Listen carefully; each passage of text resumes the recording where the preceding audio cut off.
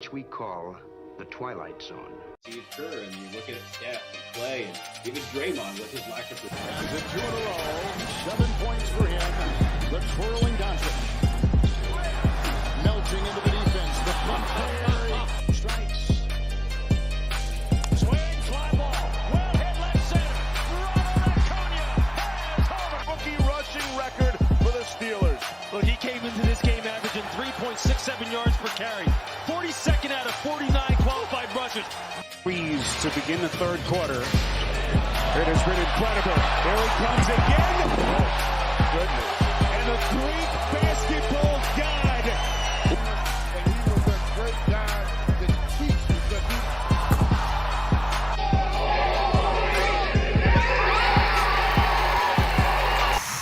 Rally Towel fam, welcome to the show. Carl, thank you for liking the video.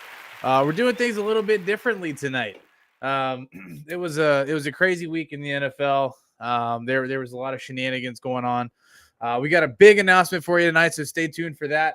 But first and foremost, one of the members of the show has to pay up. I don't know if anybody saw it, but on Twitter, Corey and I had a little wager, and so I'm gonna give the floor to Corey and let him do his thing. I appreciate that, Bob. Ladies and gentlemen, Alabama did not make it into the tournament, into the college football playoff, and I have to pay up. And now is a monologue by yours truly. Good things about Russell Wilson. I have to do 2 minutes and lay it all out here. 2 minutes about good things about our beloved mascot of this show, Russell Wilson. We'll start the clock right now. So for those of you that are unaware, Russell Wilson, like 75% of this podcast, was actually born in Cincinnati, Ohio. Pretty amazing thing there. Christ Hospital in Cincinnati, Ohio. Russell Wilson was born. Also, he is 5'11". Did you know that? 5'11". So doesn't have to deal with all the cumbersome things that come with being over 6 foot. I mean, could you imagine a pro quarterback over 6 foot? The amount of just women beating off of him. He just get off of me. All of these ladies coming out. He doesn't have those problems. He's 5'11". He doesn't have to deal with it. Walter Payton Man of the Year in 2020. Fantastic accolade. One of the most prestigious accolades in the NFL. The guy's been to 9 Pro Bowls. All right. I mean, we all know how legitimate, how much thought is put into this in terms of making a Pro Bowl and how much it really means as to how good you are. So 9 Pro Bowls, that's fantastic for Russell Wilson. Super Bowl champion, right? This guy's just doing stuff other people don't do, right? Setting himself apart. For instance, he is the first NFL quarterback to throw 4 interceptions and the game-winning touchdown in one game. Isn't that crazy? Isn't that just silly Willy? He's also been married twice, so he's convinced 2 women that it's safe to live with him. Congrats to him on that. He's also extremely diligent about his flexibility. He's been known to lead stretching sessions on transatlantic flights. He's all about his team. Shouting out run or pass. I mean, that's stuff they do in Pop Warner. This guy's just instilling ethics in himself from day one, and he's carrying it through his tremendous career in the NFL. And finally, I'm going to leave you here with this quote from Russell Wilson. He says, "Every day I wake up, and that's my goal, to be on a constant quest for knowledge and do something different. Being unique and being uncommon." Well, Russell, congratulations. You've achieved those goals, sir. Congratulations. Bobby, welcome back to the program. Todd, hello. Aaron, welcome in. Thank you. Thank you. Go brush your teeth. That tastes like vinegar. Thank you so much. That was boy. So chat, the other end of that bet was I was going to have to do a 2-minute spiel on Pete Carroll in the same fashion if Alabama ended up getting in. So thank God that didn't happen. Thank God. Thank God Alabama didn't get in, right? Just in general, right? I've never been. About that. I've never been so happy to lose a bet in my entire life. I was just like, all right, I've seen this fucking movie before. I know that they're going to use any excuse to put Alabama back in the college football playoff scenario. And I'm so happy I lost that bet. No, for sure. We're happy for you. Thanks, Aaron. Thanks. Yeah, it was great. It's good to be back, guys. I missed you. Yeah, man. I feel like the four of us has not been on all at once in a long time. It's been over a month, fellas. It's What? been over a month since the four of us have been on a podcast together. That's crazy. Was it Halloween? Yeah. Was it the Halloween episode? It was the Halloween episode. That's correct. Wow. Piece of trivia. We've had. the candy Here's the draft. thing. Yeah, we had some really great guests in between that time. We've learned a lot about each other outside of doing the podcast, right? We're continuing to build this beautiful community that we have, and we've been able to bring these great people in, and it's capped off by a really, really good passive aggressive complimentary session to the strangest guy in the NFL, and I really like that. What? Thank you. First of all, I'm glad you liked it. I'm glad you enjoyed it. I learned something new during that. I didn't know he was born in Cincinnati, Ohio. Pretty interesting fun fact. I believe I did hear that somewhere. Also, Christ Hospital in Cincinnati. Also, didn't know that he had thrown 4 interceptions and a game-winning touchdown in the same game. I don't know if you saw off the side. I laughed really hard when you read that fact off because that's freaking crazy. That's a one-of-a-kind statistic right there. That's amazing. That's absolutely amazing. I didn't know he was married twice. Yeah, right. 2 years. Have you never seen Draft Day with his at that point in time? That was his fiance who became his first wife, where she's celebrating, she's ecstatic, they're together, and then 2 years later. I literally thought you were about the movie Draft Day. I was like, I've seen Draft Day. No, I did too. I thought that's what he was talking about. No, sorry. No disrespect to Kevin Costner. Him and his fiance at the time, she's ecstatic. He's been drafted. He's been drafted into the NFL. This is great. We're going to do all these great things. And then 2 years later, they were divorced. And a year later, he's married to Sierra. 2 years later, my goodies. Yeah. Good for you. The Russell Wilson Draft Day comparison, right? Drafted by the Seahawks from Wisconsin. Yeah. Nobody went to his birthday party. I mean, it just keeps going. Here's a little trivia question for you boys, and I'm interested to see if you get this right. I found this out yesterday. So Russell Wilson was drafted in 2012 by the Seattle Seahawks. He sat out a season and then became the starting quarterback in 2013. Mm-hmm. Who was the starting quarterback the year before Russell Wilson became the starting quarterback for the Seahawks? Matt Flynn. No. Great guess, though. Wasn't that who they signed that offseason then? Is that what? Okay. That is correct. Yeah, that's a great guess. Wasn't Hasselbeck, right? No, it was not. Hasselbeck was retired by them. This is a name drop, and then I'm gonna share a little sad quip about it at the end. But I want to see if you guys was it the guy? Did he play for the Bills? Is it EJ Manuel? No, I was gonna say JP. What was his name? Like JP Lossman or something? Or what was it? No, it was not. It was not JP Lossman. Steve, it was not Trent Dilfer. Also a great guess. So I have to get this. No, this is who the fuck it is. It is who the fuck it is. I know. Give us a college or give us something. Yeah. When was that guy drafted? So this guy was drafted in 2006.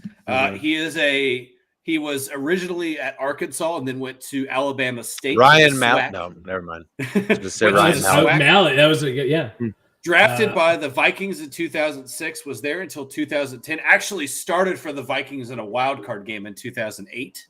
What the fuck? Was the Seahawks quarterback. I'm sorry, I misspoke. He was the Seahawks quarterback in 2011. Then they drafted Wilson the next year, and he became the starter right away.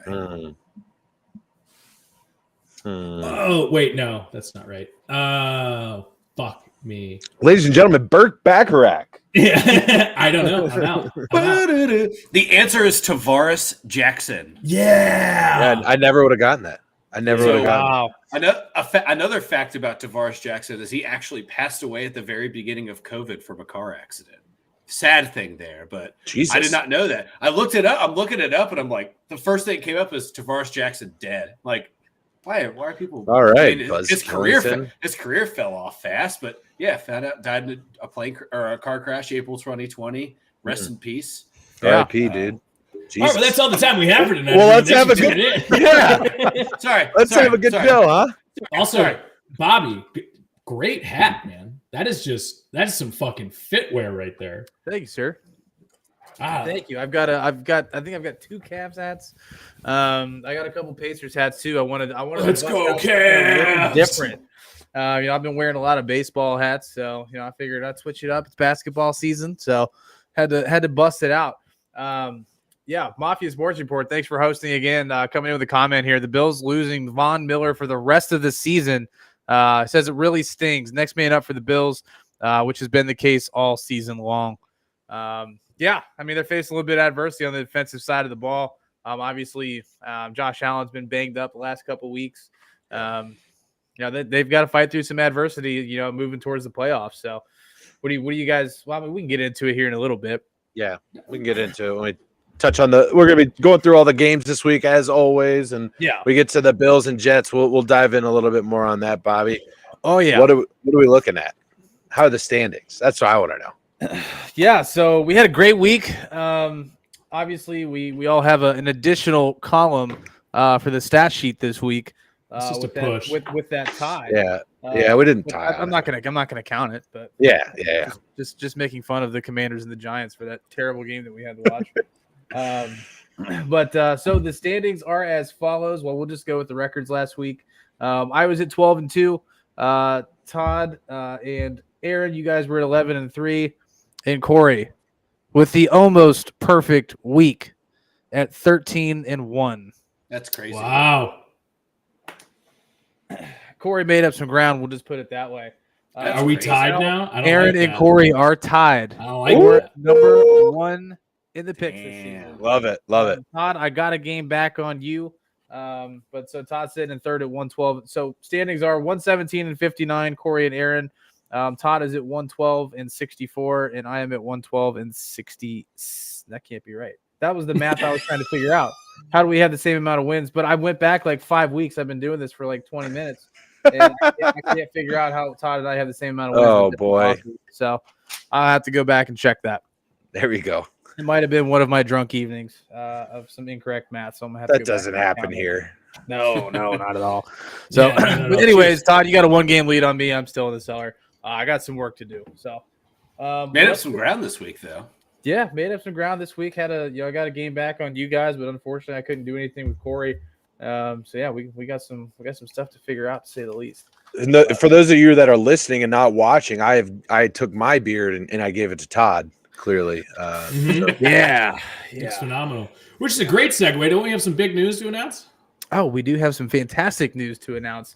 So this week, Aaron put in a ton of hard work. Aaron, big shout out to you. So we are now. He's like, man, so humble over there. Yeah. But anyways, we are now going to be having the podcast live the next day for your audio enjoyment. We are live on Spotify, Apple Music, Podbean, right? Podbean, Google.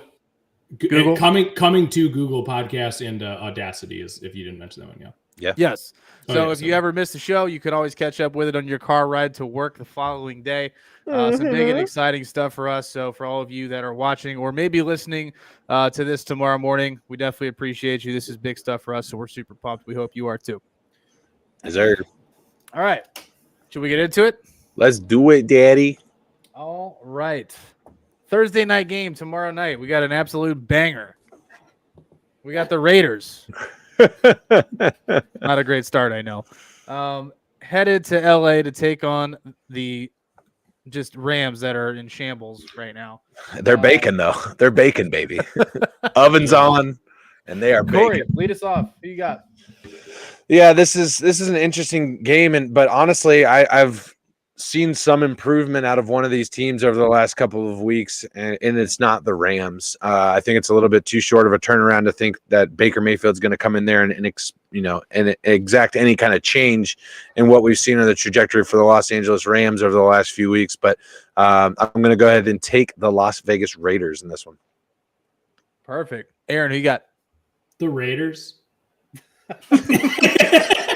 Yeah, no, like, I was like, is that it? Yeah, kind of. I mean, like the Rams are butchered to hell. They're without their starting quarterback. They're without, one of the best receivers in the league. They have defenders coming in and out of games. They're listless right now. They're a team that is full of veterans that has no path to make the playoffs. So what are they playing for other than the cold tub? And I don't fault them for it, because when you just won a Super Bowl, so you don't really have anything to get up for here. The Rams are a team that, unless they're playing like the Texans, I'm probably going to fade for the rest of the season. So I got the Raiders here, and it's not a team that I'd like to pick. Yeah, sure. Todd. So I'm also picking the Raiders, but I want to give a quick shout out to Josh Jacobs here, fellas. 1,300 yards on the season, playing absolutely out of his mind. Last 3 games, 109, 229 in an overtime win against the Seahawks, and last week against the Chargers, 144 yards on the ground. Facing the Rams with no Aaron Donald, that does a lot, right? I just shared 2 of the 3 of those teams have poor run defense. The Rams have very little defense now without Aaron Donald on the field. So expect Josh Jacobs to have another 100-yard game this week. Absolutely. Yeah, I mean, I've had the Raiders the last 2 weeks, and they're starting to turn it around a little bit. Derek Carr is looking like he's starting to get something going. So, I'm going to ride that train against the Rams, who are, I mean, if Baker Mayfield's what you're hoping for, then you're in trouble. So. Oh, he's not going to play. That's a long term. We don't have any draft picks. Yeah. We're 4th on the waiver wire type of move. Yep. And there's nothing wrong with making it. I think Baker has proven who he is in this league, but do you think it had anything to do with the injury to Jimmy Garoppolo and then playing a little divisional defense? No, the Niners never put a claim in. Yeah. Oh, okay. So I think sorry, Corey, go ahead. But I just think it's the best option that they had available to them to try and compete, and that's not saying a whole lot, to be honest. The quarterback market is pretty depleted at this point. I think it's been depleted even considering all the starting quarterbacks in the league right now. The disparity is pretty large between that top echelon of quarterback and even the middle of the road guys, right? So it's pretty clear that you need one of those top 5, top 7 quarterbacks to not only get to a Super Bowl, but win it. There's just not a lot available right now. So the claim makes complete sense. It's a stopgap option for them. It's not going to be super expensive, and just continue to move forward as an organization, putting a product on the field. Yeah, absolutely. I mean, real quick, though, I was just going to say, like, they gave up 2 first-round picks for Stafford. You don't know if he's going to be able to play next year. Yeah. And Corey, like you said, you need one of those top quarterbacks to get there. And they're basically back to Goff if Stafford doesn't come back. And I don't hate the move. I get why they did it, because they're going to be completely draft strong to be able to make any type of move at quarterback. So it makes sense, but that's a for next year move. Yeah, just something to think about. Not to get too far ahead, but there are 2 big names that are potential free agents moving into next year. One out of the AFC North, one out of the NFC South. I'm of course talking about Lamar Jackson and Tom Brady. So just keep those names in your head when considering who the Rams, and that's totally a Rams move, right? That's absolutely something 100%. the Rams would do. Yeah, absolutely. All right, moving on real quick, though. We'll touch on Mafia's comment here. Tommy said he asked if he missed the big announcement. Well, if you were here. Yeah, there's hot photos of that guy's sister. Oh, yeah. Photos. Tons of them. Well, Tommy, the big news was that we are now officially on all audio platforms at Spotify, Apple Music, Podbean, soon to be on Google. So you can catch all the action the day after if you missed the live. So that was the big news. And if anybody else, missed the announcement, we can definitely retouch on that. But moving on, we've got prime time Kirk Cousins and the Minnesota Vikings headed to Detroit at 1:00. So, I think this is going to be one of the better 1:00 games that we're going to see. I'm excited to check it out. Todd, lead us off. Who do you have?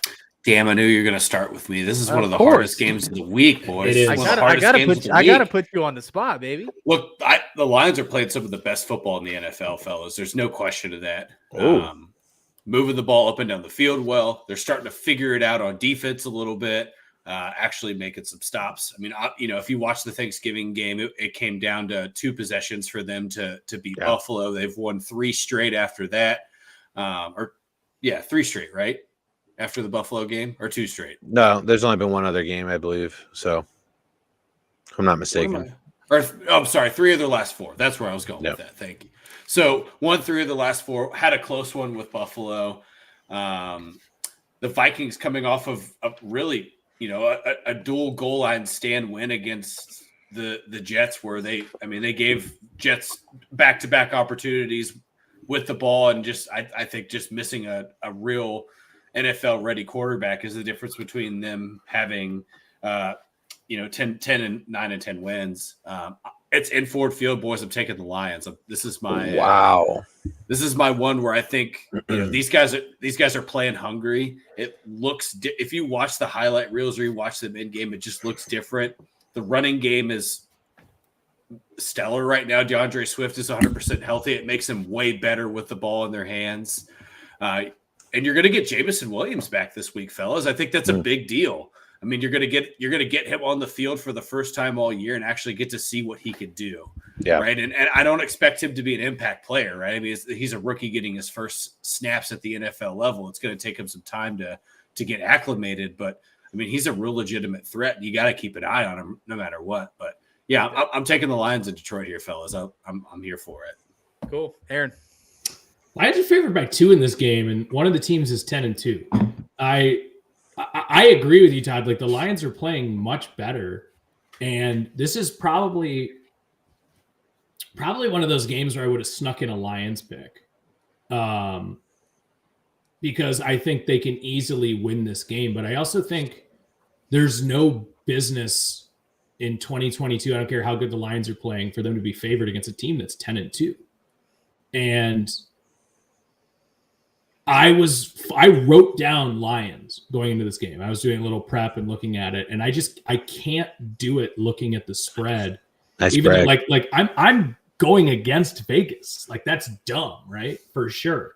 But this I feel like the Lions are almost getting too much respect, and I just don't believe it yet. And I've kind of faded the Vikings a little bit this year, outside of locking them as the over, which they've already hit. Yeah. And I don't know. I see a team that still has something to play for, which is the number 1 seed, which is that first round bye. And I'm taking the Vikings here. And I can't believe it's that controversial. It's not a controversial pick, but according to Vegas, it is, which is just wild to me. Yeah, for sure. Corey. Yeah, I'm kind of going through the same thing running around in my head right now, because when I look at the spread, the first thing that comes to my mind is the Dallas spread when they played the Cowboys. And you're looking at that, you're looking at the record of the Vikings, you're looking at the record of the Cowboys, and you're seeing that Cowboys are favored in that matchup. And you're like, what's going on here? Why are the Cowboys favored here? Yeah. And they just go out and absolutely spank them. I don't understand why the Lions are favored. I don't get it. I don't know why Vegas has it that way. But I'm kind of with you, Aaron. I feel weird picking against it. Like, it seems almost like a trap bet. It's probably one I'm going to keep my money away from on Sunday. Yeah, but if I have to pick a money line bet, if I have to, gun to my head kind of deal, I'm gonna take the Vikings here. This just seems like a game that the Lions are going to lose in heartbreaking fashion, similar to that of the Bills game on Thanksgiving. I think I texted all you guys, like, watch, the Lions are going to lose here. They're going to snatch defeat out of the jaws of victory. It's kind of lining up that way. I'd love to be proven wrong. One thing to note, the Lions are playing for something too. They are still in it. In fact, this is a playoff game for them. If they lose this, then the division goes to Minnesota. If the Lions win, they still actually have a chance to even win the division. They're going to need some help, obviously, but I'm taking the Vikings here, and it's one I'm definitely going to have my eyes on for sure. I staged it so I could get the last one, hoping that you guys would help me make my pick, and it has done the exact opposite. I think I made Corey change his pick. No, I was going Viking. I didn't actually know the spread. It was actually -2.5 on Caesar. It's moving. Yeah, I didn't know that. Yeah. Is someone, did Kirk Cousins die? Like, what's going on here? Did he get COVID? Yeah, What and happened? it's 1 o'clock. Yeah, what's going on? Right. Your They know boys something died. we don't. Yeah. No, I mean, Shady. this is, the Vikings have a ton to play for here. I think this actually pushes this to more of like a Saturday afternoon game for the Vikings as far as pressure is concerned, in respect to Kirk Cousins, because this is a clinching game for the Minnesota Vikings. So I think the stakes are a little bit higher. It's fair. So he's gonna fold like a wet I'm- paper bag. I've got the Lions in this one, boys. Woo-wee! I love it. Split. love I got the Lions at home. I think they have more to play. Their season is on the line this week. The Vikings are in good shape. If they don't win this week, they will still be fine. And doesn't it just makes so much sense for the Lions to just like stay in it all the way. And then the last game of the year, Aaron Rodgers just says "fuck you" and takes it away from them. Yep. That makes a lot of sense. I just you look at that game where they played Minnesota early on, and that again, They were that right was there. That was a one possession game, right? That's a Yeah. possession, and I think at the beginning of the fourth quarter where they make a turnover, which turns into an easy score for Minnesota, and they win by 4. But I've seen Minnesota's this. they've been doing that all year. There's no they're not Right. beating anybody. They're not like blowing the doors off of anybody. But they're making a play on defense, or somebody the other team's fucking up or something. They are statistically the luckiest team in the NFL. If you look at point differential, the Minnesota Vikings are +10. That is the lowest point differential of any 10-2 team in NFL history. They are statistically the luckiest team ever in the That's crazy. NFL. That's a Yeah, crazy but stat. throw the outliers like that Cowboys game, right? Like that's a pretty big point differential. Yeah, but okay. but if this is golf and it's a skins game, that's just 1. You know what I Okay, mean? but then you throw out the Eagles game too. But you're putting weight on that because there's no question whether or not the Eagles or the Cowboys are legitimate NFC contenders. There are still questions whether or not the Vikings are legitimate NFC contenders at 10-2, which is crazy. It's absolutely crazy. Agreed. Yeah. For one of the things that sparks in my mind when you say that is that Broncos stat, which we'll get to them in a second. But it's like if they'd score 18 points, they'd be 10-2. 18 points a game, they'd be what 10-2. That's Something crazy. like that. So it just goes to show you that you don't have to put up a lot of points. It's all about matchups, baby. Well, Just win, all right. baby. You got to put up at least 18 points. That's what I Got to took put away up at least 18 points. yeah. All right. Given. Big game this week, a game where I believe some of the panel will actually be rooting for the Steelers. Maybe all of the panel. We've got the Ravens headed to Pittsburgh to take on the Steelers. No Lamar Jackson this week, so that's good news, at least on my end. For Steelers fans, yeah. Yeah, it's great news for Steelers fans. If you're a Ravens fan, I'm not sorry. I definitely want to win this game and see the Steelers get back on track here. I think without Lamar Jackson, I think the Steelers defense is just too much for the Ravens, at this point in the season. So I'm going to make it short. I'm taking the Steelers here at home. Corey. I don't think there's that much of a drop off here, to be honest with you. Tyler Huntley's a solid option backing up the Ravens. While I would love to see the Steelers win, and I hope I'm wrong here, I just don't see it. I see the Ravens winning again.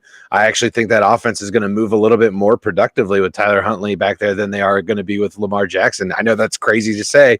Some people had Lamar as their MVP. I just like the way it moves when you have Huntley back there, so I'm taking the Ravens.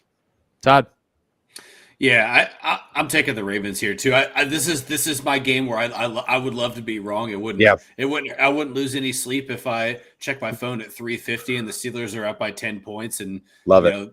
Baltimore's not doing anything. But I actually agree with Corey. I think the Baltimore's offense moves better with Huntley under center. He's a little bit more cerebral. He's better at getting more people involved and not trying to always force the big play, where we've seen Lamar Jackson really struggle with that this year. So likely won't see Lamar. I believe what I read today is up to 3 weeks. So Yeah, 1 to 3 weeks, I think is what it says. So that's what I read on that is the typical recovery time for his injury is 1 to 3 weeks. Obviously, Lamar Jackson is a freak athlete, given and he has all the resources in the world to help his recovery. I would probably push it to Lamar might even be back next week. Aaron. Yeah, Bobby, I don't know if you just heard that, but I'm going to read between the lines here with these fucking guys. They want the Ravens to lose, and they're reverse karmaing it, because if they take the Ravens here and win, that's fine. But if the Ravens lose, and we all expect the Bengals to win this week, I guarantee you everyone on this panel picks the Bengals to win this week. And I think Corey and Todd are reverse karmaing this so the Steelers win. There's only one guy on here who didn't pick who picked the Bengals last week, and that was me. There ain't no reverse karming. If there's this guy right here is a big reverse karma guy. No. Yes, he is. Todd is. That's exactly what I did last week. I did the same thing last year when they played the Chiefs at the end of the season. But Corey, this has nothing to do with the Bengals. You have confidence in the Bengals. Sure. But if you pick the Ravens to win and they lose, which you expect that that if they do, obviously the Bengals are going to be in first place in the division.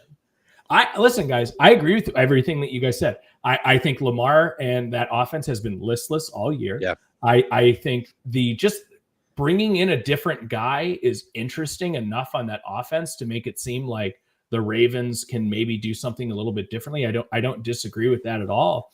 I think the Steelers are actually playing decent football right now. Ever since TJ Watt came back, that defense is in an entirely different animal since he's there. And don't get me wrong, I think Huntley brings something different to that offense, but I actually think the Ravens defense isn't very good.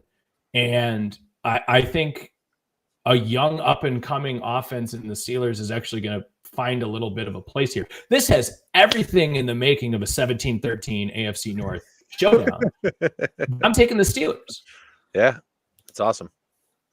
Yeah, I for one, I hope I'm wrong, but I think the Ravens are going to win. I think they will. Cool. Well, it's the same thing that we just did with the Vikings and the Lions. Like, it's not crazy to say that the better team record-wise is going to win. Right. But it almost feels like we're picking upsets when we shouldn't be. You know what I mean? It's weird. It's a weird week for sure. Yeah. All right. Well, moving on to the second divisional matchup in the AFC North.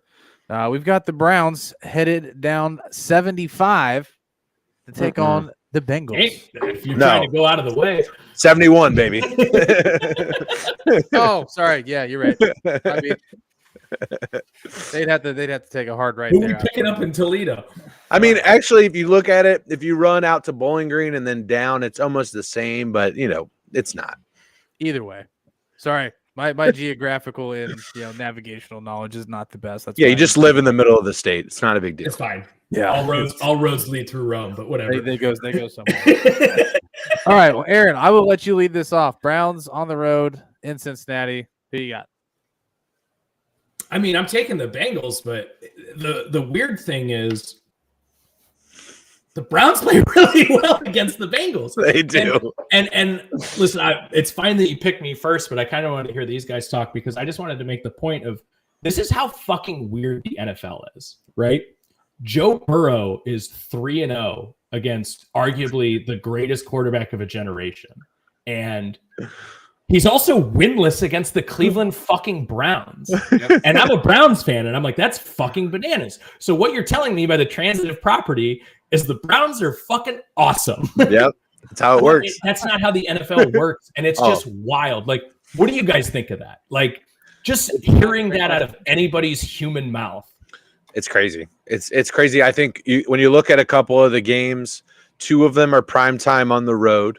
I think that there's a little bit of not an asterisk there, but a lot of it has to do with the fact that they were in Cleveland in prime time. That crowd is geared up for sure. I think the Browns at the first part of that were a different team than they are now for sure. Bengals organization was going through a lot that Monday night game, obviously, losing one of their assistant coaches and then going into that game. There's something to that first game without Jamar Chase as well. But no, it's just weird, man. I don't have any other this year. I'm talking about Joe Burrow's career. Well, he's only that one, and then the first time he met up with him was on a Thursday night matchup in Cleveland as well. So 2 primetime games on the road against them. So there's that. But other than that, I'm literally fishing for explanations on this one because I don't have one. There's nothing, and even in our group chat, obviously I was a little salty during the game, but I still think the point matters. I'm frustrated as hell of losing to on paper an inferior team, and that's what's happening. There's no reason that they should lose to the Browns, but they do, and they've done it 4 fucking times in a row. Yeah, or 6 times, five times. No, Joe Burrow's 0-5. It's 6. It might be 6 overall, but Joe Burrow's 0-3. Yeah, this 0-3. He's 0-3. He's 0-3.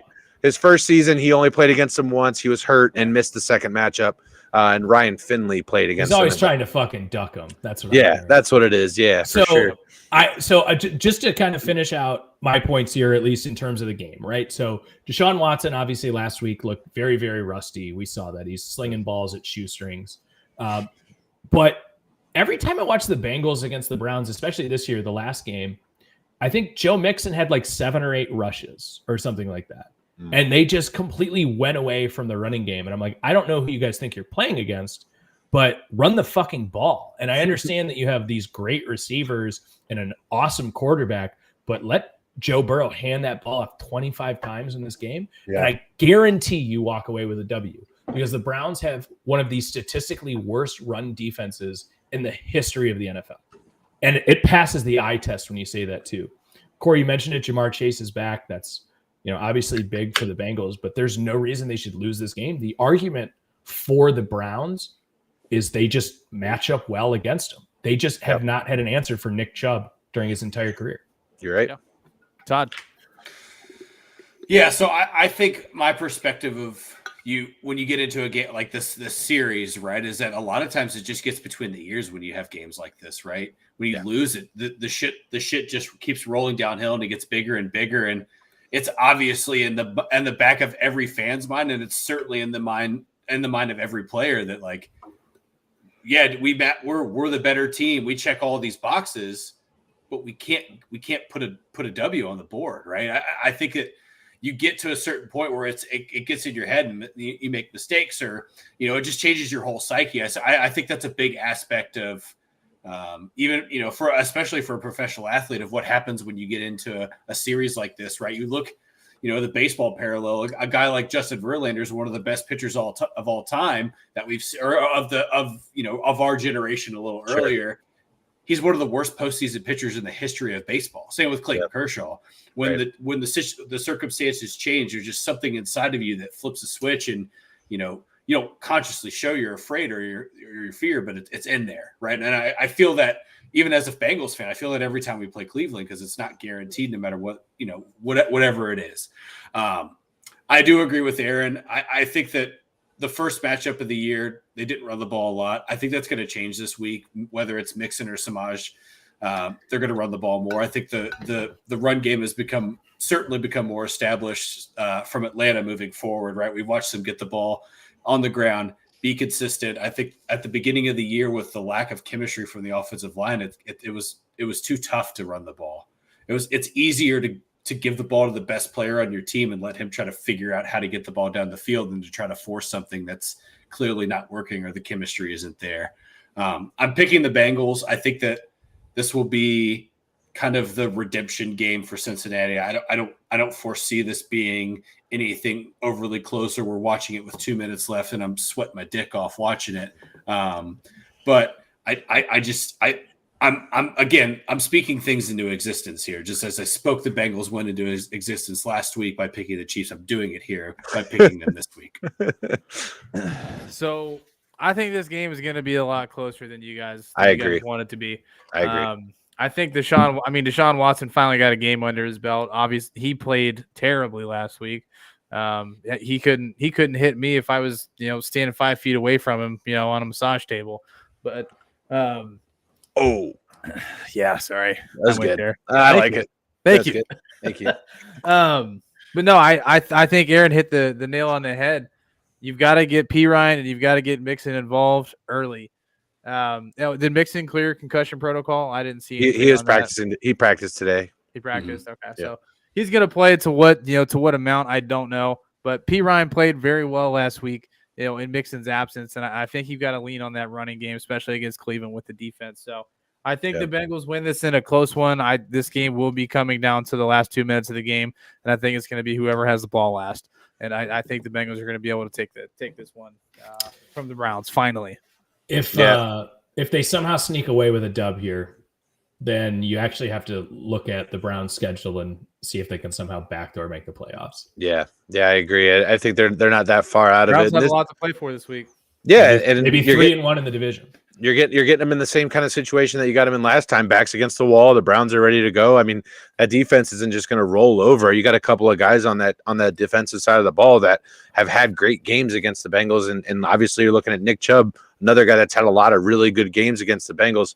When I'm looking at it from the defensive side of the ball for the Bengals, one, the rush defense has been phenomenal over the last 4 weeks. Ever since the Atlanta game, you're looking at Atlanta, you're looking at the Saints, you're looking at obviously the Panthers without McCaffrey, but you're looking at another matchup against the Steelers. I'm trying to think here. Derrick Henry, hello.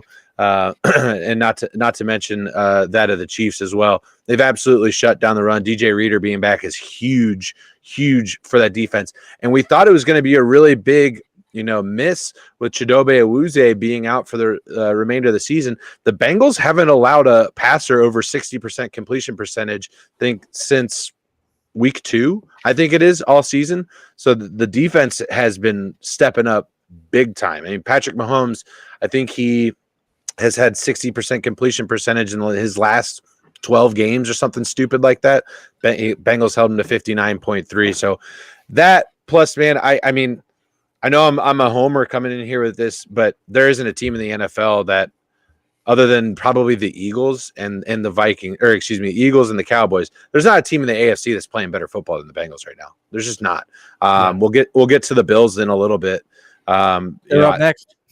Yeah, we'll get to the one thing if you don't mind, real quick, because they asked Joe Burrow today, asking if the Browns do anything different from anybody else that he goes against, and his direct quote is, well, they have Myles Garrett. That's different than anybody else. And I just love the honesty about it. Yeah, he has no qualms with owning up to that. And I think he even said it was a couple weeks ago. I'm trying to recall who it was. I think it was when they were playing the Steelers, actually. It's like, what do you do with a TJ Watt? And his answer was like, you're not going to stop him. You just have to game plan around him and just try and contain him. And to that point, the Bengals offensive line has been playing fantastic. They've been playing great. Joe Burrow continuously drops down every week in terms of total sacks and where he ranks in the NFL there. But Chris Jones, 0 pressures last week. And obviously that we know what an impact Chris Jones is to that Kansas City Chiefs pass rush. So it's going to be interesting. They're playing good football right now. They're going up against the last monkey that remains on their back other than the Super Bowl, obviously. And that's the Cleveland Browns. Oddly enough, that is the last monkey that remains on the back, and it could either be they're not quite there yet, or it can be look out, here they come. That'd be 5. Monkeys come in different sizes. It's definitely going to be the game that I'm watching at 1 o'clock. That is for damn sure. Outside of having the Steelers on, I will have both of those games on the screen because they're both going to be fantastic matchups. Absolutely.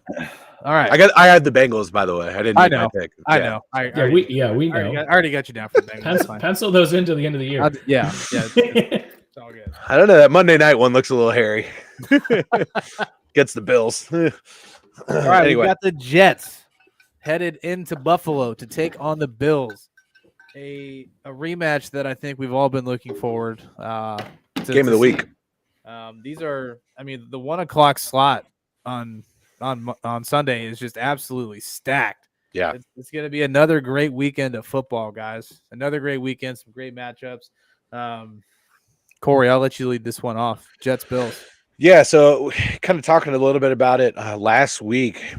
I have not been impressed with the Bills. They're finding ways to win some of these games, but obviously dropping one in the last 3, I think it was, but they won their last 2, if I'm not mistaken. But anyway, it's just I don't know what it is. I can't really put my finger on it. Josh Allen is making some suspect fucking throws. There's just a couple of times where he's just hooking it up there. Should have been picked off twice in the first half last week. There's just a couple of it's just not clicking right now. And I can't put my finger on it, Aaron. You and I kind of went back and forth about this a little bit. Can you try and articulate better than I am right now what I'm seeing? I have a theory. Okay. 3 weeks ago, you have a blizzard and you have a home game against the Browns that is played in Detroit. The next week you're in Thanksgiving in Detroit, and last week you're in New England. They haven't had any home cooking. They've been out of sorts, out of pocket for the last 3 weeks, and I think you've seen that on the field. Sure. That's my theory. I agree with you, though. They don't look the same. Yeah. I don't mean to push my pick off on you in this one. Honestly, the Jets played admirably against the 10-2 Minnesota Vikings on the road last week, coming down to the last minute, giving Mike White an opportunity to win that for the Jets. That Jets defense is legit. I think what we're going to see this week is a little bit of what we saw last year, though, and that is when Mike White came in for the one game against the Bengals, he looked great, and he led the Jets to an actual win in that game. The following week, they get fucking curb stomped. And I'm not saying that they're going to get curb stomped because I think this Jets defense is legit. However, I do think the Bills win this game. Sure. Todd. Yeah, I think I like Aaron's theory of, when you're on the road for a month, it's hard to get comfortable because you're constantly you're not getting mama's home cooking, right? You're constantly eating putting takeout in that belly, and that's not good for you. Thanksgiving on the road. I think the big thing, and I just when I watch Buffalo, and I love watching Buffalo's offense in the first half. Because it's fluid. Everything works. They run the ball well. They set it up for really strong play-action plays for Josh Allen to Diggs or Gabe Davis or Isaiah McKenzie. And then in the second half, they just come out so flat. And, we saw it in the Detroit game. You just chip away and chip away and chip away. And even the last time the Bills played the Jets, right? That's how the Jets get back into the game is, Buffalo goes out and takes a quick lead on them in the first half. New York comes out in the second half with a new plan, and you beat them. Right. And I've yet to see Buffalo put 4 quarters together of good football since that first week against the Rams. That's it. I feel like that's the last time I've watched them play really, really good football for an entire game. So I'm looking for the Bills to just play 4 good quarters of football, fellas. That's what I want to see this week. Yeah, they won 41-7 against the Titans and 38-3 against the Steelers and beat the Chiefs in there. So I get what you're saying. In terms of 4 straight quarters, they're still they were up. When they played the Titans, they scored 35 points or 28 points in the first quarter. Todd, you picked the Bills, right? Yeah. Okay. Yeah. They're. I know exactly what you mean. I get what you're saying. But let me try and put this. I don't think the sky is falling in Buffalo. That's not. It's like they're winning games. They still are. The offense still has moments of production, but they're beat up. There's times where I'm looking at their offense and I'm just like, what the fuck is going on? And then there's other times like, holy shit, look at Josh Allen. There's just different. It's just it's not the gas, all the way down like we've been used to in the first 8 weeks of the season. So it's just maybe it's a little bit of a come down here off the high that was the Bills offense, but it was a high. Yeah. Like week 3, week 4-ish, especially after that Steelers game when they had not lost a game yet. Yeah. And everyone's just going, who's going to beat the Bills? Yeah. And that felt like a real conversation. Mm-hmm. And I'm not saying it doesn't anymore, but there's less of a Goliath to it. You know what I mean? Like you're not as worried. Like if someone sat here right now and told me the Bills are going to lose in the AFC Championship game, I would go, yeah, that sounds about right. That sounds reasonable. I think everybody roots for the Bills in general because, they're a blue collar city that has good fans, that has not had the success of, no one's rooting for the Patriots if they were in the same spot because I've seen it happen. I'm bored with it. Yeah. Get fucked. Get fucked. So everyone's rooting for the Bills and Bobby, I'm taking the Bills here over the Jets. The Jets got their number in the first matchup on the road for the Bills. And I actually think the Jets are a sneaky good team that can win this game. I think it'll. They just don't have a quarterback. They don't have a quarterback.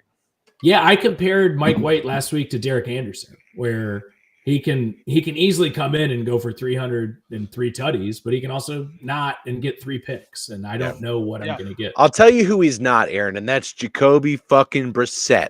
All right. No, was that an insult? I don't know. No, not at all. Not at all.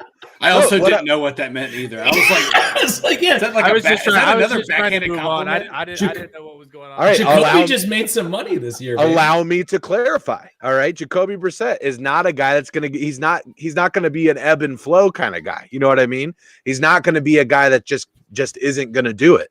Jacoby Brissett puts you in a chance to win almost every single time.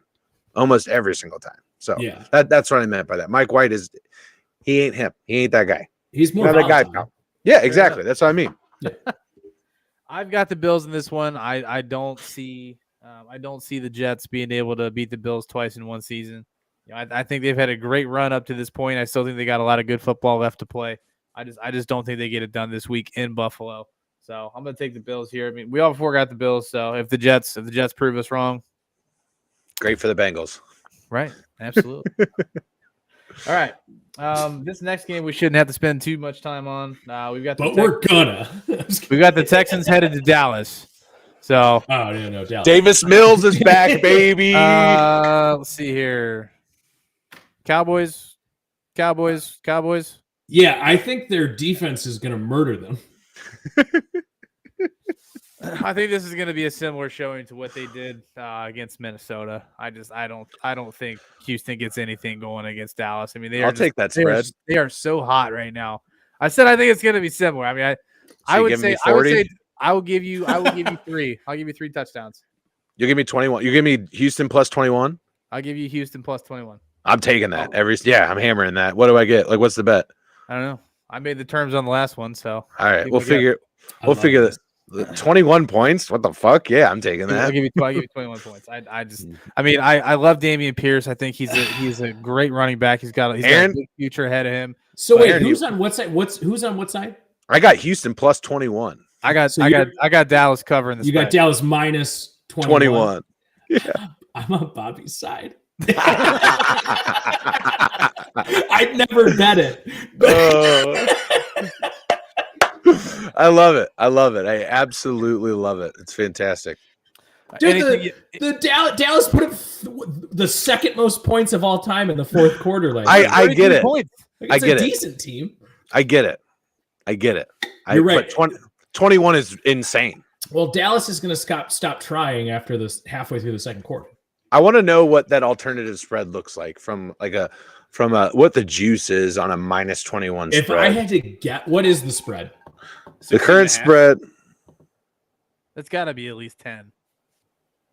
I would guess 13 and a half. It's 13 and a half. 16 and a half. Yeah. Okay, so the juice my spread's not too far-fetched. The juice on that is like plus 240. So Dallas minus 20. I can do 21 and a half. Yeah, because that's how people do it. But Bobby gave you the half point. minus 21 we'll do minus 20 and a half is plus 136. That's it. It's not even that much. It's not even that much. 240. Yeah, that's wild. All right. But I like the buying the extra 5. I like that. We'll figure out the chat. Do you have anything they want to add on this game? You know, I mean, we can talk about how great the Cowboys are. Dameon Pierce, he's great, but I'd rather not. Fuck them. Fuck the Cowboys. Right. Next, we've got the Eagles headed to New York to take on the Giants, or should I say New Jersey to take on the Giants. I don't think this is a game we got to spend too much time on either. But I'll let you lead off, Aaron. Go ahead. I mean, I'm going to take the Eagles, obviously, but I think the Giants are just kind of fading. You know, they were a good story start the year. You know, Saquon Barkley started off really hot. He was kind of the motor that ran that engine. The tie last week is it's Commanders are playing good football too, though. You know, They are. Yeah, but in the last 5 weeks, it's lost to the Seahawks, win against the Texans, only 24-16, lost to the Lions, lost to the Cowboys, tie to the Commanders.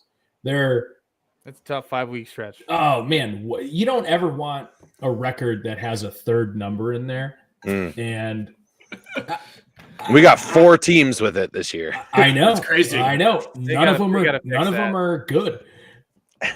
I had a crazy idea with Todd. We were sitting there on Sunday watching the games, and obviously it was inspired by the World Cup. But what if after the quarters are up, they just do PKs? The kickers just go out there from 20, 30, 40, 50. I love it. And like you have to keep making it. If you miss, you lose. I love it. No, How cool would that be? That'd be sick. I would agree with that only for the London games. Look at Berlin now too. You can spice it up in Berlin too. That shit's happened on U.S. soil. Just fucking pissing my coffee. Yeah, exactly. I Mexico City, throw it in Don't there. rain up my parade. Don't pop my balloon. I like it from Mexico City too. You get the Spanish announcer. Go! So quick sidebar. I was watching France play Poland on Saturday or Sunday, whatever it was, and I watched it on Telemundo specifically for that. I would just watch the whole game until I heard him. Then he did it, and then he took a breath, and then he went after it again, and Dude. it was just it made my morning. When I was in Costa Rica, there was nothing better than like the only thing I could watch on television was sports because I don't speak Spanish, but I know what's happening in sports. TikTok says otherwise, Aaron. Well, I did a little Google Translate. I'm good at repeating shit. So it was exciting, man. Yeah. Especially when Spain dropped fucking 7 goals on them. That's pretty exciting. Yeah. Fucking Josh Allen handing the ball off, and I'm like, yeah, fuck yeah, Josh. That's awesome. All right, let's move on here. We've got another divisional matchup. We've got the Jacksonville Jaguars headed to Tennessee to take on the Titans. Todd, who you got? Do we even pick the Eagles game? We all picked the Eagles. Well, yeah, I mean, yeah, you're right. I was going to pick the Eagles, yeah. Yeah. I mean, we'll backtrack. Todd, would you like to add anything about the Eagles Giants? I would just like to say that it's nice to watch someone like AJ Brown cost a job for someone else. I just think that's hilarious. Yeah, he's been on a tear this year, man. I think it's funny, right? Like, no, that's hilarious. That's how much of a tear he's on. Yeah, he's played so well that a general manager lost his job. His old GM got fired. Yeah, that's just because he just dropped a fucking. Did you hear Tannehill went up to him? He's like, man, you didn't have to do it like that. He's like, I had to do something. You know that. Yeah. He's like, yeah, I know. Yeah, I know. And do it so bad in a way where you're like, I'm not even worried about the coach's job. It's solely the GM. Yeah. Yeah. I mean, it's like it, you right? let this go for what? Right. Yeah. I mean, I went back and refreshed my memory because a coworker of mine was like, don't you remember how Vrabel reacted when he found out about the trade?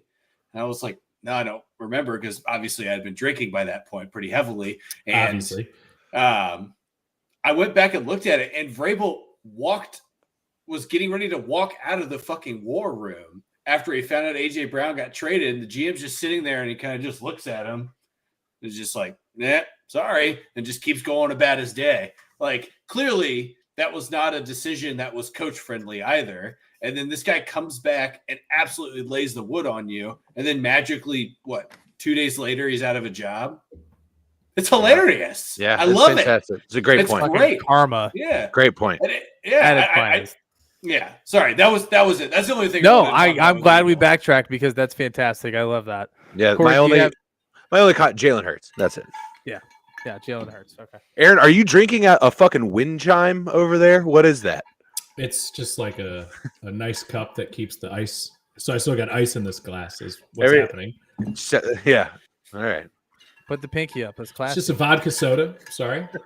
We went to a happy hour after work. I came in a little buzzed, trying to keep this party rolling. Yeah, absolutely. Good on you. I mean, you have to at this point. Yeah, boss is buying you vodka tonics. You're gonna keep that fucking party going. Yeah. No, it's just me and my wife.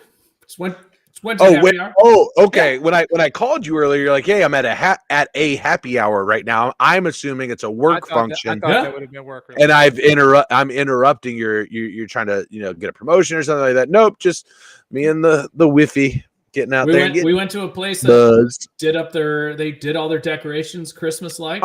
Made a bunch of special cocktails, and it's like a speakeasy. It was great. We had a good time. That's sweet. Nice old fashioned. Sounds like I do love me a good old fashioned. Dude, who don't? Who doesn't love an old fashioned? No, Sharon. Sharon. Oh, Sharon. Oh. She'll be asleep. Man. Okay, moving on. Yeah, we got the Jags on the road in Tennessee. Obviously without their GM Todd. So let's talk about this. Who you got? Well, unfortunately for the Titans, I don't think not having a general manager impacts too much on the field situations, right? We've watched back-to-back weeks of Derrick Henry have a hard time, right? Obviously, Corey talked about the Bengals game, less than 60 yards of total offense for Derrick Henry in that game, less than 70 yards on the ground against Philadelphia.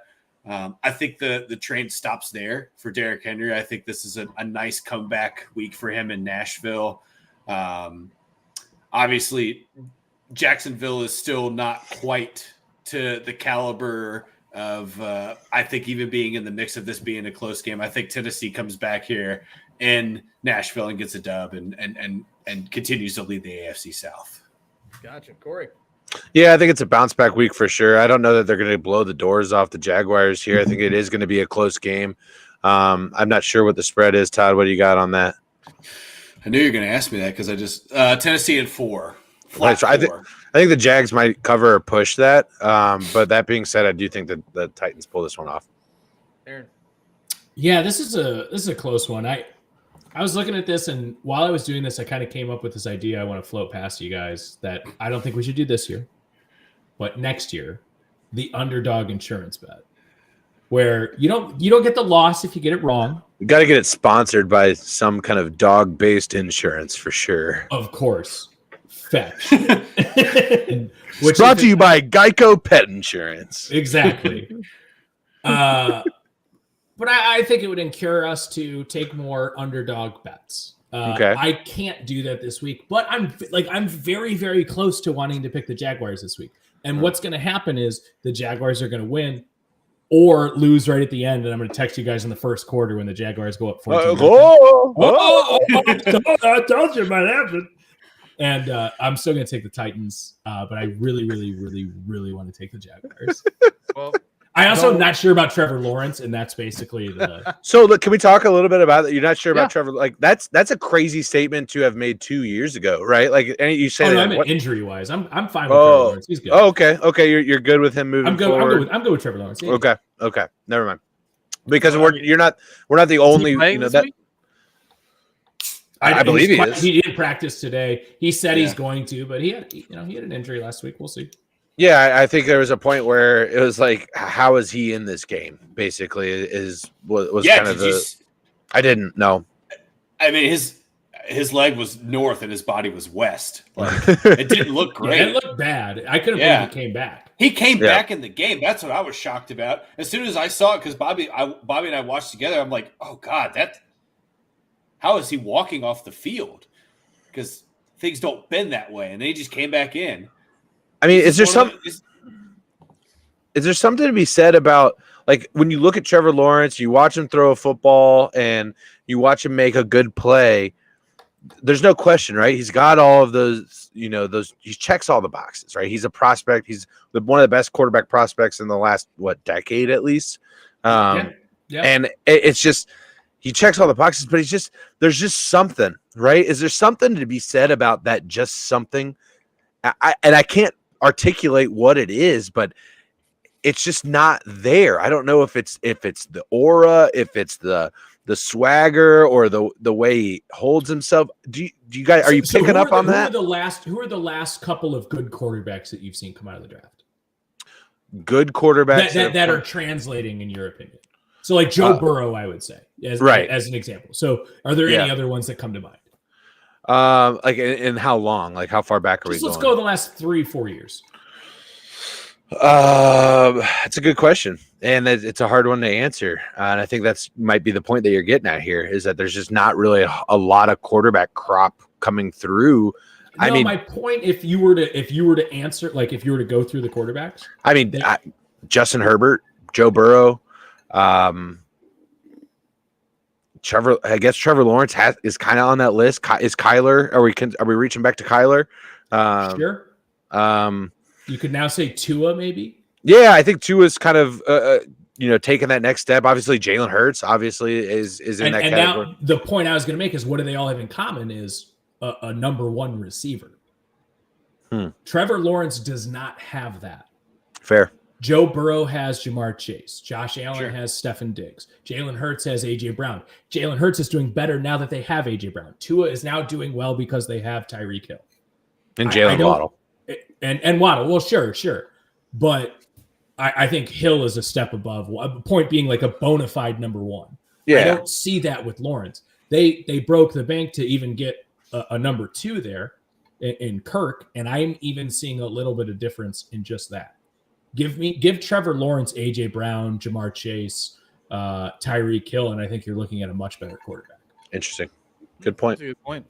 Yeah, I think that's valid. I got all three of them.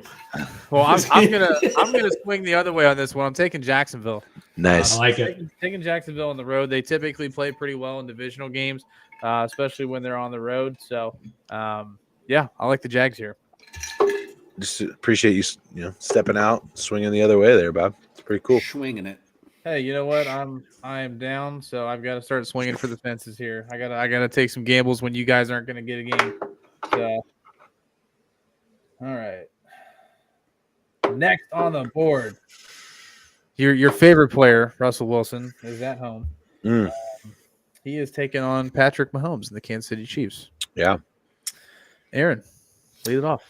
There's no gunman outside of frame. I'm taking the Chiefs. Corey.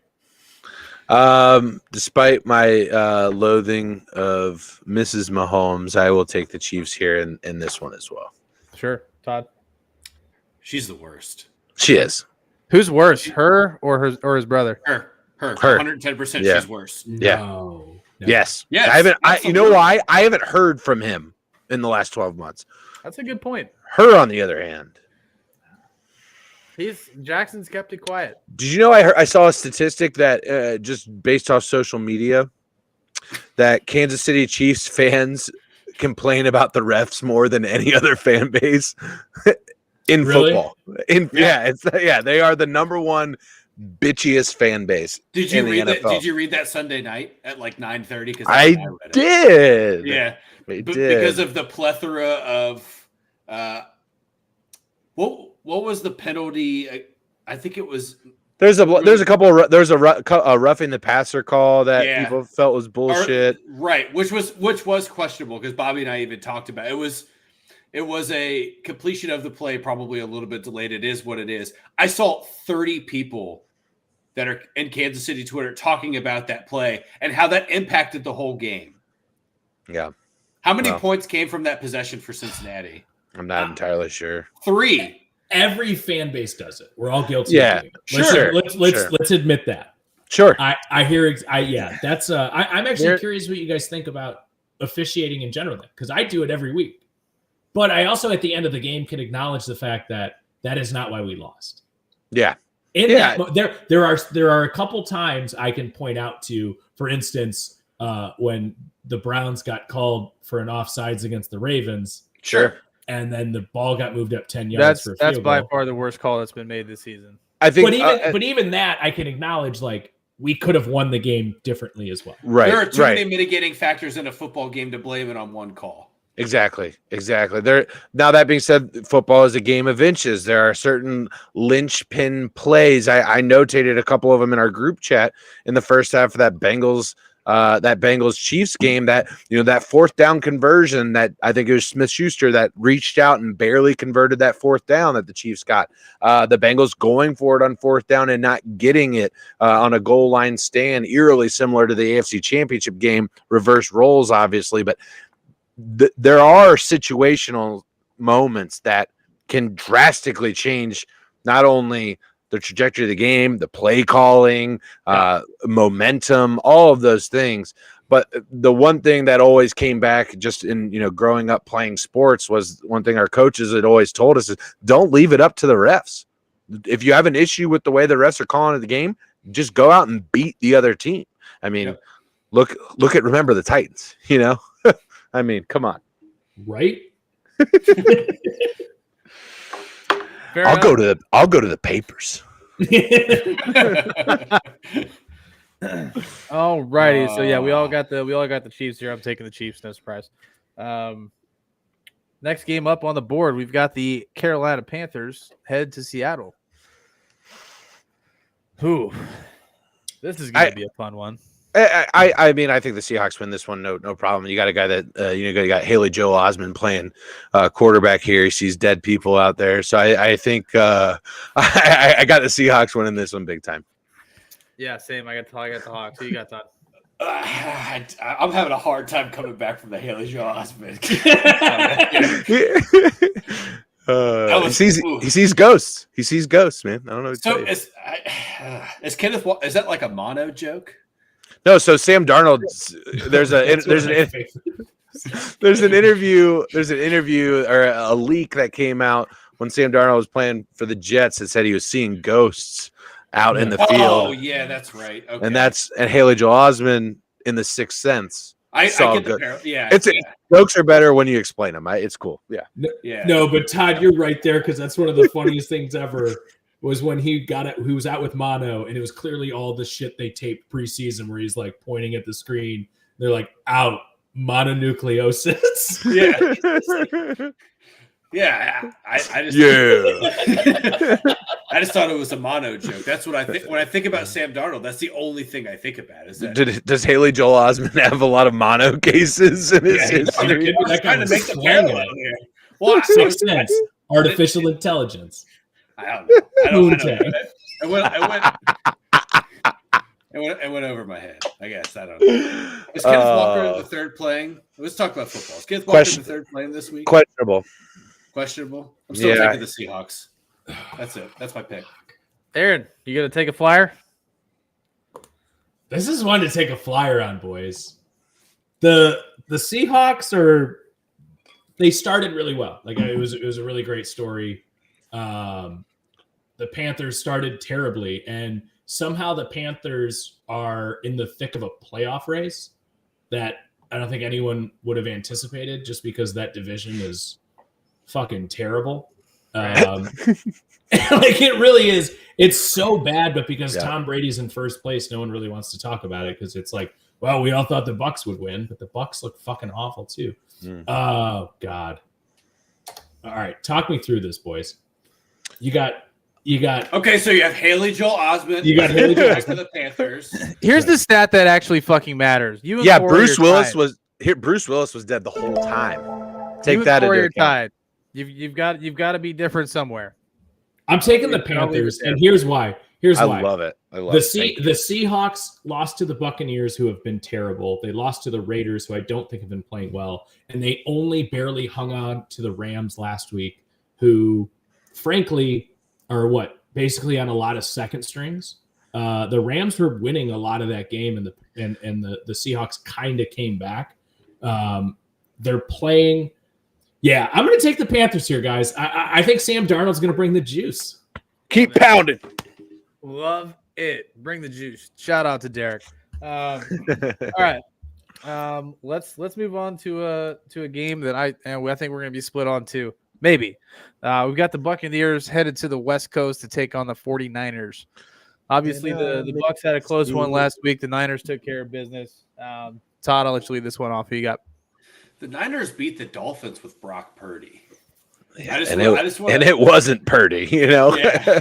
I just want to preface by saying that, right? I think it matters that San Francisco's defense is just so dominant that they can win games with Mr. Irrelevant out there on the field, right? That's the thing to me. And we've talked about it all year. Tom Brady is just, we're watching a completely different guy. And obviously that game and that game against the Saints, like that, it's not.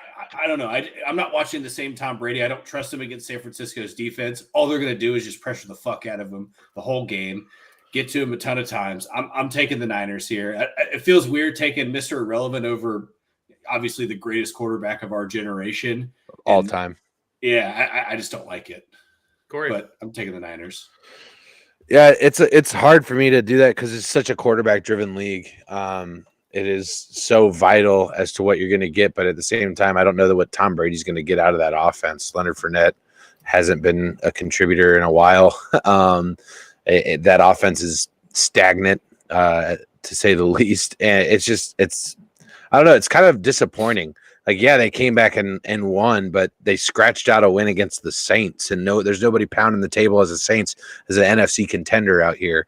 Andy Dalton in prime time. Andy Dalton actually looked pretty good against that Buccaneers defense for most part of that game. He played well. He did all right. He didn't put them in a position to lose that game, which I don't think the drop off between Andy Dalton and Brock Purdy is that big of a cliff. I mean, he's obviously not a starting quarterback.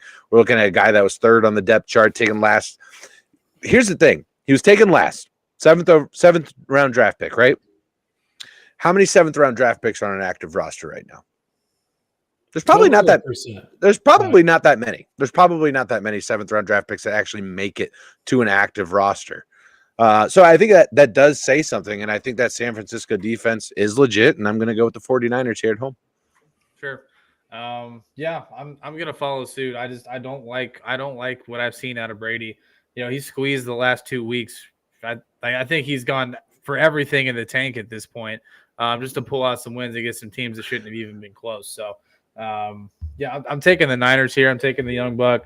I think he's got more tools around him and a much better defense. So, Aaron, one more comment here. What comment here before I kick it back to Aaron is just that I think not only just Tom Brady's play, and Aaron, comment on this if you like, but I think the play calling has been horrendous. I don't think Todd Bowles is doing a great job leading that team in any way, shape, or form. So I think that there's a little bit of that to it as well. Yeah, I don't think enough has been said about Bruce Arians just kind of jumping ship and Todd Bowles, a defensive coach, being put in that spot.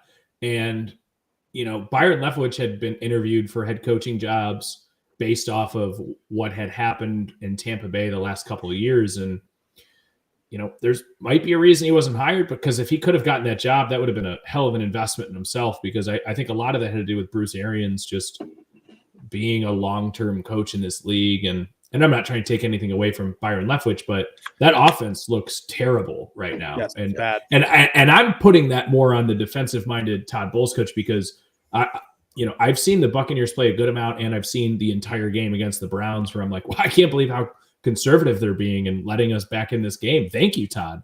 I appreciate you. It was kind of wild. For this game, I got the Niners as well, guys. It'd be nice to fade you all here, but not the game. Todd, you had made the point about Mr. Relevant. Mr. Relevant is Kyle fucking Shanahan, who gets everything he fucking can out of any quarterback who lines under center. And one of my favorite stats in NFL history is the fact that, do you know who has the second most passing yards through 16 games to start their NFL career that's not named Patrick Mahomes? So first overall on that list. Second, number one is Patrick Mahomes. I'll give you that. Number two, passing all yards. Time, passing yards to start their career. So through 16 games. He's an active. Maybe. Nick Mullins. Yes, exactly. Hey, let's go. Kyle Shanahan fucking gets production out of whoever is round up there. That's why they were completely ready to go with Lance at the beginning of this year. Garoppolo went down. All right, we'll make you the highest paid backup quarterback. Oh, shit, I'm so glad we did that. Garoppolo goes down. Now we're fine. The 49ers are going to be okay. They're going to still be in this year. I promise you that. So I'm wondering, we had talked about high-profile free agents. One of those is traveling to San Francisco next year. San Francisco, do they make a run at Tom Brady next year? I mean, they've got the weapons. The guy's a free bird at this point, right? He doesn't have to answer to anyone but himself. He's from Northern California as well. Well, the rumor was that was the movie he was trying to make initially. Yeah. It could be the last stop on his journey. All right, but let's move on to the Sunday night game. We've got a good one for you. We've got the Dolphins taking on the Chargers. So, Corey, have at it.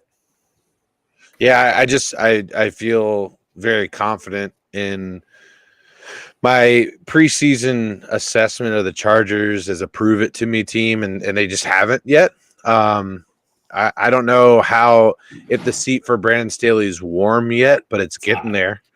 It's hot. Yeah, I mean, look, you're in the window right now, and if you're not making a step towards at least making the fucking playoffs, let alone winning the division, as an organization, it's an easy thing to move. Is the head coach? You got guys beating down the door, ready to be a head coach in the NFL. Plenty of talent available to you as well. So the seat's at least warm for sure for Brandon Staley, and you keep betting on the Dolphins for sure until they show you otherwise. And this Chargers defense, one that is seemingly every year going into the season, it's retooled, right? They've done so much to invest in that defense, and every year it continues to let them down. So I'm going with the Dolphins. Sure, Todd. Yeah, that's also a defense that's decimated with injuries as well. I think I agree with you. Every year you hear about all these weapons that they add, but also that's a team that is on basically like their third defensive line, right? And you're already talking about a defense that significantly struggles with a rush with protecting, or a rush defense rather. And it seemingly gets worse and worse. But what is it with the Chargers and their inability to stay healthy? Like, do they still have the same fucking strength and conditioning coach? Do they still have the same medical personnel that they've had? Still the same doctor who fucking stabbed Tyrod's lung. So fucking crazy, absolutely insane. Well, you got to think when you're paying rent to play at SoFi Stadium, you got to cut corners somewhere, so you pay the strength and conditioning coach less. I think it's just I don't know that anybody talks about that enough. Like teams that are habitually hurt. Where's the difference lie there? Right. At some point, it's not luck anymore, right? Sorry, Todd, I didn't mean to cut you off. But go ahead. No, I think it's a fair point too, because now you're looking at a franchise that's practicing and playing in probably the second nicest facility in the NFL, right? Maybe behind AT&T Stadium in Texas. But so you would think that injuries would subside, but I don't know. You're right. At a certain point in time, luck stops being the reason, or bad luck is the reason why shit doesn't happen. But I'm taking the Dolphins here. I'm watching the highlights of that Chargers-Raiders game, and just I don't know. They're the worst 6-6 team in football, right? They're the worst team at 500 of the season. Yeah, I mean, it would be nice to see Justin Herbert finally get it together. I know injuries have had a lot to do with the Chargers' success this season, but he's a young guy that we all like. Aaron is definitely high on him at the beginning of the season. I think we all can agree. I think we all can agree that Justin Herbert is a likable guy that you want to see have some success in the NFL just for the future, of the game and the up and coming. But it's not going to happen this week. Tua's playing some great football. I love Mike McDaniel down there in Miami. I think he's obviously the Shanahan product. I think he's a great head coach. I think he's a player's coach. He knows how to get along with his guys and what's going to work well and get the most out of them. So Dolphins are in a good spot this year. I'm interested to see how far they take it. So Aaron. Yeah, the Dolphins have kind of slid into the hole in my heart that the Chargers have left void this year. Like I'm a big Dolphins fan this year. I really I love McDaniel. And I'm still really high on Herbert, guys. I really am. I think a lot of it has to do with the fact that he cracked a rib this year, and I just do not like Staley at all. I think he's a bad coach for them. We've seen Herbert air the fucking ball out like Pat Mahomes light. And Corey, I said it earlier, probably 5 weeks ago, where I was like, listen, Burrow now at this point has jumped that power ranking to me. Sure. So Burrow now is just destroying Pat Mahomes and his likeness. He's just taking them all down. But yeah, listen, guys, the Dolphins are I had them last week, and I think that was just a weird game. I think I'm also interested, Bobby, where they take it this year. So They're a dark horse AFC Championship team for me this year. I don't think they could. I don't think that they could get to the Super Bowl this year. I don't think they have the ability. That offense is good, but when they play against a good defense, I made this comment last week, and not on the show, obviously, but with you guys. When the Dolphins play a good defense, that offense doesn't do what it does. It stalls bad. And Mike, even Bengal Sands, when we had him on the show for the Thanksgiving show, he made this comment, and it really stuck out to me. And I've started to watch it a little bit. I bet on it last week, and it paid off as well. But when that Dolphins team lines up against a top-tier defense, they're not as good. And so that's just something to just keep your eye on that as we're going through here, as they start lining up against some real defenses, which you will get in the playoffs. If you make it to the playoffs, you more than likely have a good defense, especially obviously later in the playoffs. So, but who's that team in the AFC? I agree. It's the Bengals. It's the Bengals. The Bengals have the best defense in the AFC. I would agree, but I guess my whole point is, let's say it's December 7th, 2021. Nobody thought the Bengals were going to make the Super Bowl. Fair. I think the Dolphins are kind of right in that same vein. Yeah. Okay. Yeah. They might get there a year early. You know what? And I like that comparison. Just from a statistics point, a rookie head coach has never done that. So I'm going to go with no. But it would, I don't think the Dolphins are that far off. And I spent a lot of time this preseason talking shit about that organization. They earned it. But the Dolphins are doing something right now that they're putting together a great regular season is what they're doing right now. And to be able to move beyond that requires them to go deep into the playoffs and to beat a team that has a solid defense. If they do that, if they go out and smack the cow, I mean, they're not, I don't think what they have left remaining on their schedule, but they have to play Buffalo one more time. So, I mean, are you looking at their schedule right now, Todd? Who do they yeah. So next week they play Buffalo in Buffalo, and then you have Green Bay, which is that's not a tough defense. No, you have New England, which is a tough defense, solid defense. That's statistically right now the second best defense in the AFC, and then you play the Jets, which is also a good defensive matchup.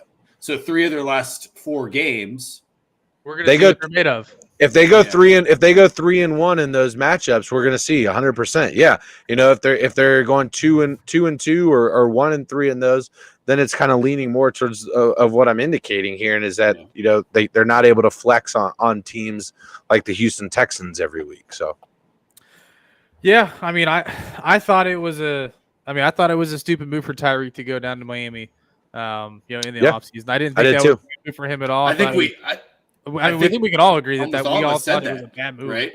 I mean, it was Tua. He's turned it around. He's proved us all wrong, and it's the same thing I said with Trevor Lawrence earlier.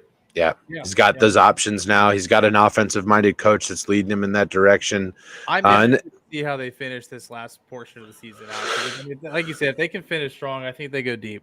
It's not going to be a cakewalk. So yeah, it's a real good test for them going into the playoffs for sure. Yeah, you're talking about go ahead, Todd. No, I was just going to say the rest of their season is mostly against division opponents, right? Yeah, 3 out of 4 last 5 weeks are the division. That's a lot. Playoff That's environment in the regular season. And two of those 3 are on the road. That's a gauntlet, right? Yeah. If you're looking at what a tough schedule looks like towards the end of the year, Miami has one of the hardest schedules to finish out the year, and they want that. Obviously, if they're not going to claim the spot in the AFC East, they need that playoff spot. That wild card spot, excuse me. And this is it. This is where the rubber meets the road for them. And you're talking about, Mike McDaniel is a player coach, and he's doing a good job, but he's also a first-year head coach. And this is a big challenge for a first-year head coach to get into the latter part of the season and it's kind of put up or shut up for them, right? Because they've exceeded the 4 of ours expectations this year.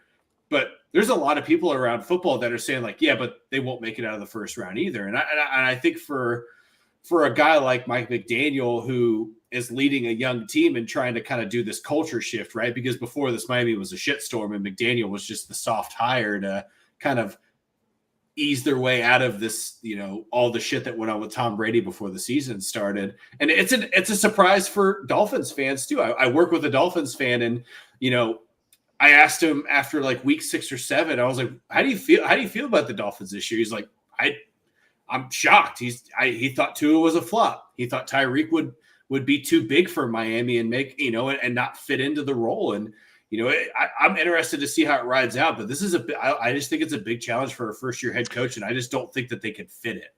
So the real test is going to be when things aren't going right? It's easy to be a cohesive unit when things are going well. It's easy to be a player's coach when things are, it's easy to be cohesive when things are going well. It's easy to be a player's coach when things are going well. It's very easy to be in that mold. What's going to happen when shit hits the fan? Because it happens, right? Somebody's gets hurt. You get smacked in the mouth by a team that you didn't expect it, or different things come up in this league where the margin of victory is just so small. Obviously not on spread, but I'm talking about these individual moments here, and that's the real test of the team, of the coach, and the resolve of the Dolphins. What is it going to look like when they get fucking hit in the mouth? And I think, we're going to find out here in the next few weeks. I think my whole point in even bringing that up was the fact that, again, turn the clock back a year. If I told you the Bengals were going to make the Super Bowl, you'd say you're fucking insane. Yeah. So take the Dolphins, the Jets, the Giants, and the Seahawks. Tell me one of those teams is going to make the Super Bowl. What team are you? Yeah, 100%. If you're putting it up against like 4 teams. I'm putting it up against those teams that were in the same situation at this point last year.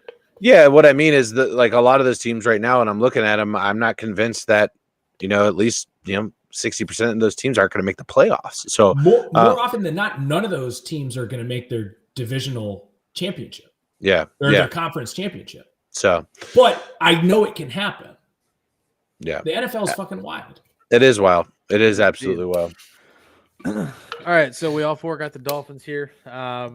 Moving on to the Monday. Let me be clear: their test is not this week. That defense is not. It is not this week. It starts next week. And I think we're gonna have probably a snooze fest of a game for you on Monday night, folks. We got the Pats on the road in Arizona. I'm not excited to watch this game. Why? What do you mean why? It's Kyler Murray after Thanksgiving. He's more worried about dropping 20 bombs in Al Mazra. But, you can check him out on Bobby Slay on Facebook. I hate this game. I really do. I think this is going to be a close game, and I want to pick the Cardinals because I think they are the better team on paper. But it's also the Cardinals after Thanksgiving, and they are terrible after Thanksgiving. Damn. They're not the better team on paper. Yeah, I don't think they are either. They're 4-8 and 1-6 at home somehow. Yeah, I'm taking the Pats here. I'm somebody else go. Pats. Those points I just made. Okay. Todd. Yeah. Sure, Pats. Let's go.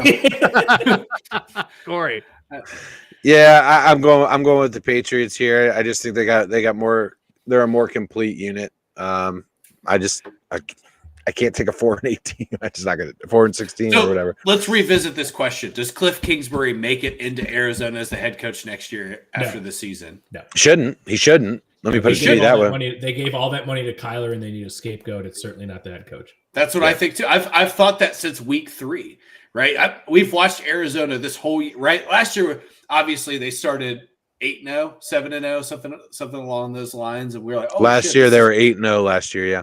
Yeah, so we're like, "Oh shit, they're a real contender," right? And then what we just talked about with Miami, the schedule got harder, and then they lost. They withered, yeah.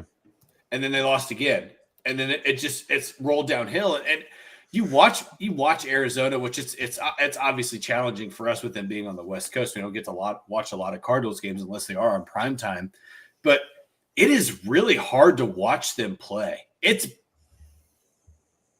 It's not good. Like there's so many parts of that offense that should work together, right? Like obviously Kyler Murray, who you just paid $200 and whatever $1 million, and then DeAndre Hopkins, who is a top 15 wide receiver. And Hopkins is on the field asking Kyler Murray, what the fuck are you doing out here? What's your plan? What are we doing? And Kyler just gets on the sidelines and just kind of shrugs his shoulders and talks a little shit and walks on by. This is a divided unit. It's almost like he should watch more film, you know? Yeah, maybe start there, but also the fact that you're paying this guy so much money and he's not playing well.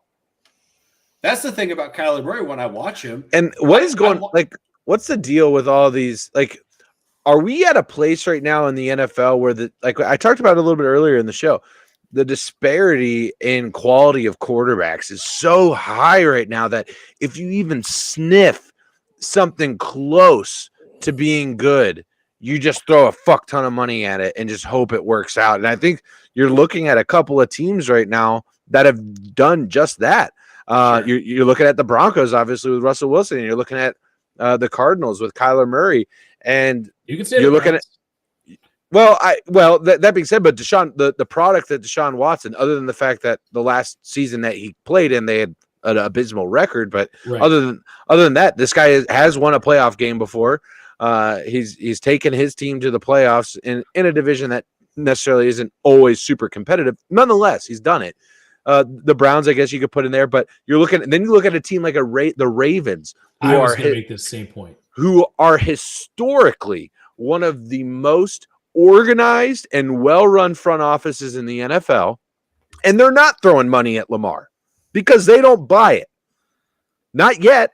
And if they did, we wouldn't even be in this conversation.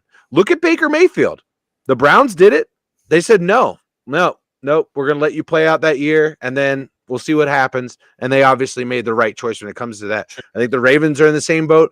I don't. It's just something. Are we comparing Lamar Jackson and Baker Mayfield right now? No, I think we're comparing Lamar Jackson and Kyler Murray. Okay. Yeah, I think that, and you know, there's because I know I was going to make the same point, Corey. I'm 100% on board with everything you're spitting right now.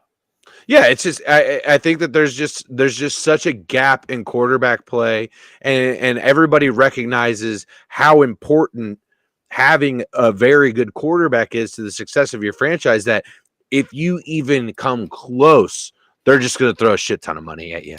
They're just going to throw a shit ton of money. I think we've said it on this podcast a lot, right? The team lives and dies by your quarterback, right? Absolutely. At the NFL level, it's not a head coach most. At least when it comes to winning championships. When it comes to winning championships, yeah. Right. So when you have a guy that shows the blip on the radar, right, or the blip of talent, or the kind of, you know, I don't want to say Kyler Murray's ever been spectacular as a quarterback, but he's shown these, like, you know, weeks of greatness. I mean, he's a first half MVP last year.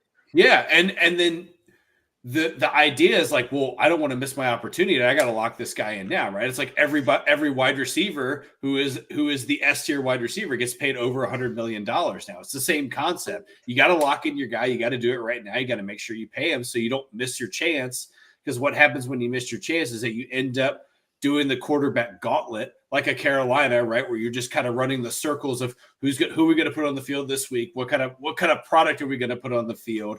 And Arizona's clinging on to this hope that they can get into playoff contention to be a part of something greater in the NFC West. And I don't see it. I don't think Cliff Kingsbury, back to my very original point, I don't think Cliff Kingsbury is a leader. That's my problem with him. I think he's a shitty leader.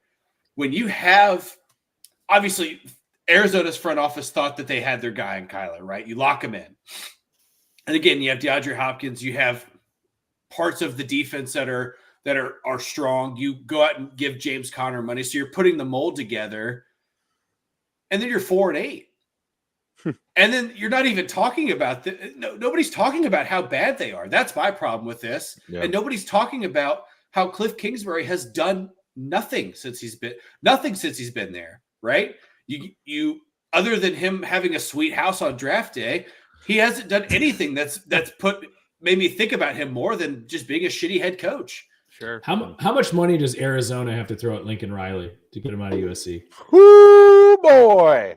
Dude, it's the right mix. I agree 110%. That's the exact person that needs to transition from college to the NFL, and it actually works. And I don't think it's that much, actually, Aaron. I don't think you have to throw that much at him because I think they would make him the highest paid coach in the NFL to do it. Maybe they he's would. got so many perks at USC. But they've got the track record of doing that. But nonetheless, it's the NFL, right? It's the NFL, and that alone cuts. It's an ego-driven league. Yeah, Exactly. it cuts X dollars off what they have to offer him, right? They don't have to match what USC is giving him because they it's just have to make him the highest paid coach in the NFL. Sure, and man, that would be something. That would absolutely. Right? He's the perfect coach for the NFL. I agree. He really is. He does. I think he makes Kyler Murray excited again. I think it. Yeah, but is Kyler the guy? No, but they paid him like he is. Yeah. So it goes back to yeah. your Ravens point, which I 100% agree with. The Ravens are the well-run organization, and there's a reason they didn't pay Lamar yet. Yeah. And it's almost similar to like the Aaron Judge shit we saw. Aaron Judge bet on himself, and now he got the money. You know what I mean? You don't just give somebody the money because the Cardinals are a team that they haven't been there. They're not a team that is used to constantly being right there. We finally have a quarterback that's exciting in today's NFL football. Let's give him the bag. No, that's not what the Ravens are doing. They're a very, very well-run organization, and they're going to say, hey, Lamar, you've won an MVP. Any other organization would have already given you the bag. But we're noticing a downward trend, and we're also noticing the way that you play NFL football means that in the third year of your contract, you're going to be worthless. So we're going to franchise tag you for 2 years, and if you want to sit out, you can sit out. Yep, absolutely. And you look at teams that do end up that have extended their quarterbacks or quote thrown the bag at a quarterback. It's been the guys that have at least been there. Patrick Mahomes is the one that comes to mind for me, right? He got the bag thrown at him when after he won a Super Bowl. Right. Okay. And that's when the bag was thrown at Patrick Mahomes. The Cardinals didn't need to do that. No. We talked about that. Why give Kyler Murray this big contract when clearly you don't even trust him? What has he proven? What has Russell Wilson proven in the last 3 years? Super Bowl. 3 years? No. Well, it's 3 years. That's culmination of career. He's a Super Bowl winner. Yeah, I think once you get past this, that's not even fair to compare, in my opinion. Once you get I'm looking past when the I'm looking initial at contract, it's okay. different. GM hat on, and I'm looking at quality of player. Maybe he gets that contract, but he doesn't get it from my team. That's the point that I'm making. As a GM, I'm not giving him that contract. Look, what is the body of work in the last 3 years shown me that you deserve that contract? Because that's what we're looking at. First round picks you traded to get me, GM, and if you don't pay it to me, I'm not gonna step foot on the field.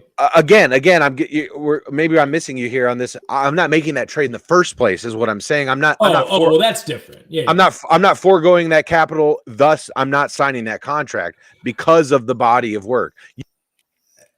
Along with that trade, you know that's coming on the back end. That's a stipulation of the trade for sure. But I'm not doing that. I'm not throwing the bag at Kyler because what have you done in the last 3 years that indicates that you are a Patrick Mahomes, that you are a Tom Brady and Aaron Rodgers? The Wilson one I just don't agree with because even a year and a half ago, last year, everyone was going, I can't believe Russell Wilson has never won an MVP. And now, again, that was through 8 weeks, and then the season kind of changed a little bit. I don't agree with the Russell Wilson point because the second that the Broncos made that trade, we were all going, hey, they got Judy, they got Sutton, they got some weapons there. I understand it. They have Williams, who obviously got injured. I think hindsight-wise, we can look at the Russell Wilson trade and go, that's fucking stupid. But I don't think Wilson and Murray. I mean, even in the moment, I thought it was a good deal for Denver. I thought it was a chance for Denver to. What's up, Corey? I was just gonna say don't want to speak for Todd, but I think the two people on this half of the podcast were on the other side of that coin. We say it was a stupid trade. I didn't think that's not a guy I'm hitching my wagon to. He's 34 years old and hasn't done anything in the last 3 years. Yeah, they have. No, I was just saying I'm not hitching my wagon to him by any means. Like I get what you're saying. I think the way that the Broncos have looked at that quarterback situation for the last couple of years is very similar to the way that the Colts have looked at the quarterback situation for the last couple of years. We had Andrew Luck, we had Peyton Manning, right? You can actually just say that for, I guess, the Colts, but I'm saying the Broncos had Peyton and won the Super Bowl with them. We still have this great culmination of talent and roster. We don't need the best quarterback. We need a quarterback. Give me Phillip Rivers. Give me Russell Wilson. I think we can get there. Give me Matt Ryan. I think we can be in the mix. And they just can't. The Broncos made that trade, gave up all of that draft capital, and then turned around and gave them a giant fucking contract. That's the only problem I have with it. I think going to Denver was fine, but I think they gave up too much and spent too much. Well, the point is that you knew that was coming when you traded for, like, you weren't going to ride out his current deal. Right. So that was, I think, even when we had this initial conversation about the trade, it was, well, what are you going to pay him next, right? Because the deal looks 110. Drew Lock or Russell Wilson, right? Sure. Right. I don't even mind the picks; it's the contract, right? So the trade's fine, right? And on paper, to me, the trade's fine. Yeah, you give up some draft picks, you give up Noah Fant, and you give up the guy that isn't going to be your guy. So all right, but I'm gonna get a guy that's at least won a Super Bowl. The problem, Cincinnati. The problem that then comes into this, though, is that you're talking about a team with not just a new head coach, a whole new ownership group. Yeah, and that's where the decision comes off the rails. Is that the new ownership group says, all right, we're going to get Russell, and then we're going to make him the third highest paid quarterback in the NFL at 34 years old, when he's coming off of an injury-laden season where he threw the least amount of touchdowns he's ever thrown, the least amount of yards he's ever thrown, and the most interceptions he's ever thrown. But I'm going to pay him like he's a Super Bowl winner. But don't forget, guys, we talked about this Broncos team being a potential playoff contender in the AFC, right? We talked about the AFC West being a division where we could get 3 teams that come out. We talked about this. And again, Denver was in that conversation. So everything is hindsight, right? We could all be super smart knowing that obviously we didn't know that Russell Wilson was going to completely turn upside down and it'd be an absolute shitstorm. But I think we all at least had a general idea that what happened was wrong, right? That's the big thing. And I hate that we shit on one person. I don't hate that it's Russell Wilson, but I hate that we shit on one guy as much as we do. But the problem, my point being is that, Corey, you said that the Bengals defense was the best defense in the AFC. I actually think the Broncos have the best defense in the AFC. Fair. Statistics back that up. Yeah. And I meant contenders. But you do all these things right, and then technically this looks right, and then it just completely fucking blows up. But the problem is now you have all this money tied in, and you have a new ownership group, and you have nowhere to go. Right, you're completely stalled out in a division where 2 teams are trying to get. One team clearly is the top contender in the AFC, but you have 2 other teams that are working their way towards getting into that position, and you've set yourself back 5 years, if I'm not mistaken, is Wilson's contract, right?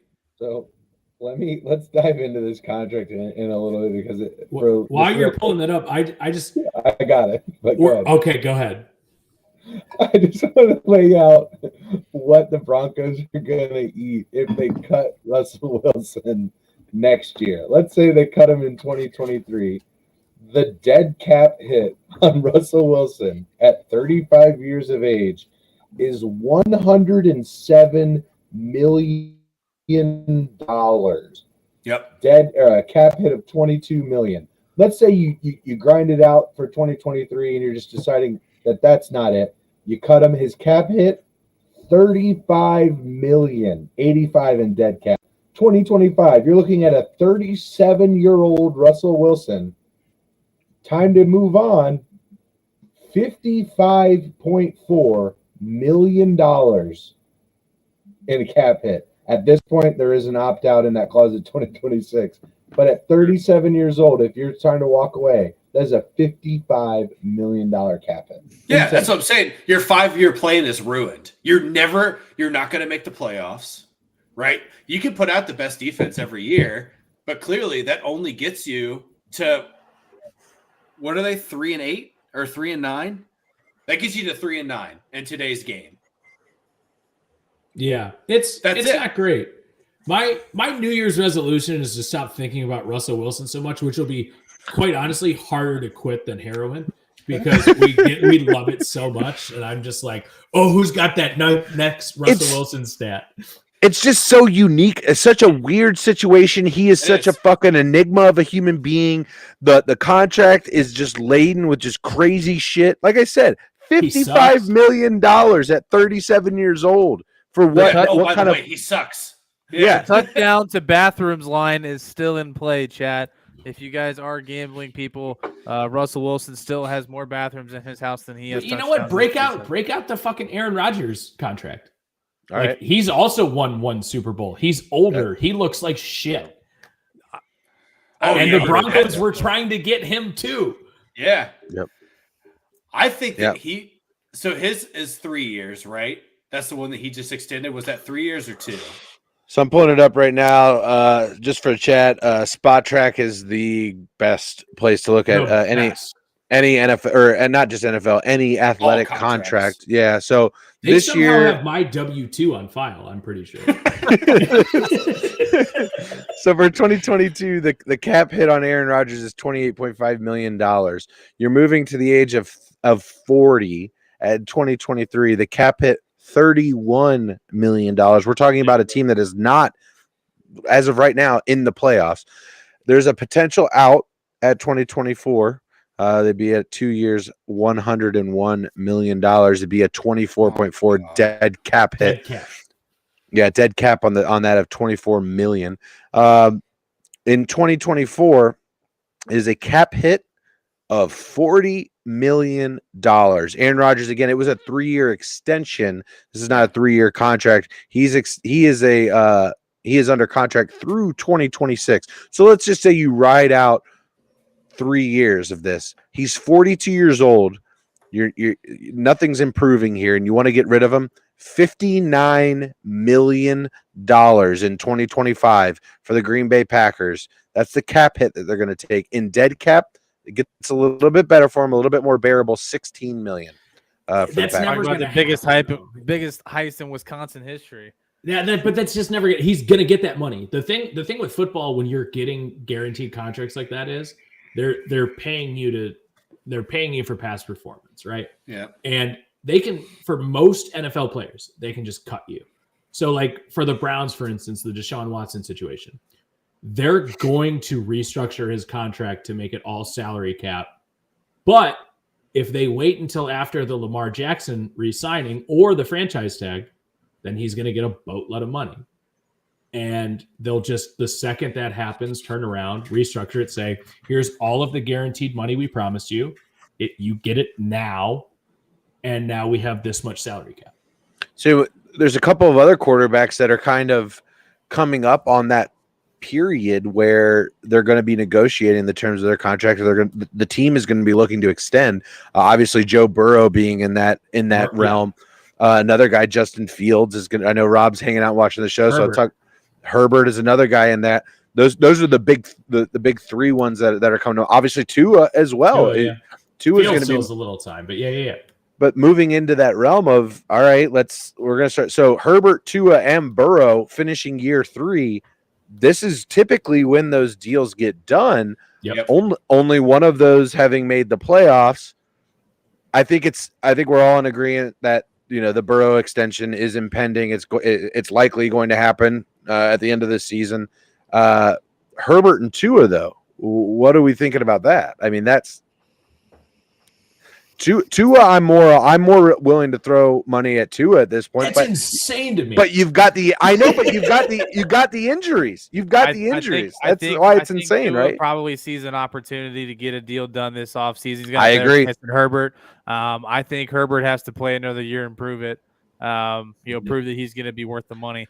That's not necessarily a knock on Herbert as to why I'm saying that, and I'm not necessarily I need to see more out of Herbert. That's not where I'm at. I think Tua's in a better situation from an organization standpoint because the Chargers are likely going to be looking for a new head coach in the next 2 years, and if that's the case, you're not going to tie your new head coach up to a quarterback that he didn't pick with a massive contract. Now that being said, there's a lot of guys banging on the door to be a head coach that would love to have Justin Herbert as their quarterback. So that's not really a huge thing to just be like, oh, darn, I have to walk into Justin Herbert as my QB. Woe is me. But I think Tua might be in a situation where he gets one first just based on the current situation. I would have to look at what Miami's books look like here moving forward. Obviously, they've made a lot of splash deals. Teron Armstead, a huge signing for them at left tackle, and obviously the deal with Tyreek Hill, bringing him on board, and Bradley Chubb as well. So there might be maybe there's a little bit too much money tied up. But Aaron, from your standpoint, you're just like, it's clearly Herbert's the better quarterback, right? No, to me, it's the cap isn't real. Is really what it comes down to. Okay. You can pay all of these guys everything that you want. The money or the cap is going to go up in 2 years. It's not fucking real. It is in the season. Like, it's very easy to look at it and go, like, what's his fucking name? Taysom Hill. Look at Taysom Hill's contract. It's fucking stupid. It's not going to be that in a year. He's going to get money pushed to the front because they're going to go, we have this much salary cap now, so we're going to pay this all to you now, which means you still get the same guaranteed money we signed on the dotted line for, but next year now we have double the amount of salary cap. It's the same reason that you see guys every year find cap room. I don't get how it works. I do a little bit. I'll tell you a little bit. The reason way it works is because money 2 years from now is worth more than money now. That's just money appreciates. It increases in value.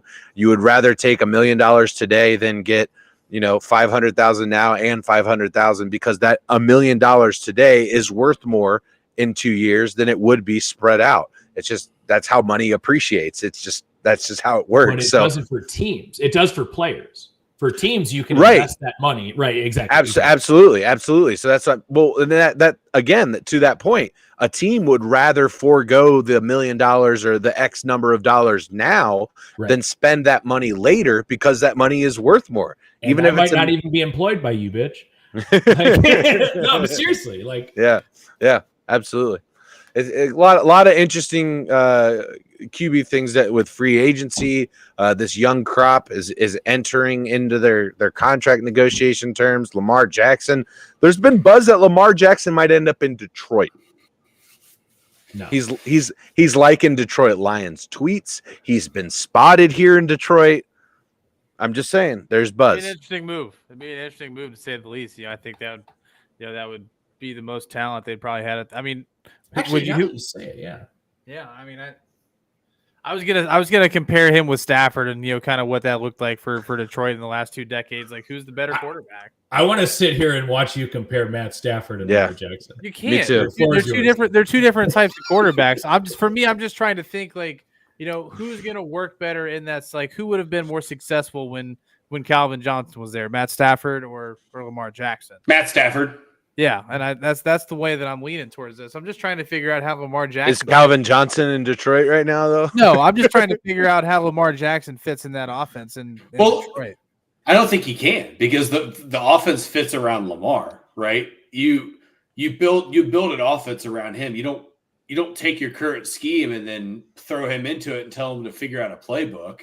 You have to take his best assets, right, which are his feet and his legs, and figure out a way to really change, because that's not Detroit's style of offense at all, right? It's a lot of single back, between the tackle, short drop passing situations for Jared Goff, and Lamar Jackson just doesn't. Yeah, it just doesn't. Lamar doesn't fit into that. And so, to your point, then, Todd, is their offense that way currently because of who they have at quarterback, though?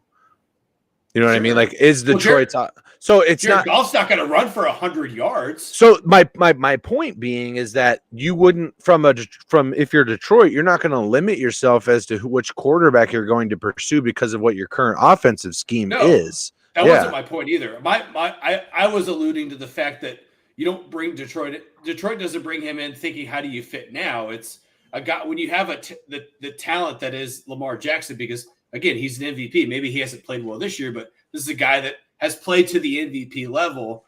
The script it goes away. And then a new script starts when you bring a guy like that in. That's my point. Sure. And you can't compare a Stafford to a Lamar Jackson. It's like comparing, I don't know, like Peyton Manning to Michael Vick. They're completely different styles of quarterback. They're going to give you the same outcome. They're going to win, but it's two completely different styles of game that just different way. Yeah, they don't intertwine, so there's no parallels there. It's all different types of football. I don't know. Give me Lamar in a dome for 8 games. I kind of like it. Yeah. Get him the fuck out of the AFC North. Yeah, also that. Yeah. That would be fantastic. But Although, are you as scared of him as you used to be? No. No, I'm not. No.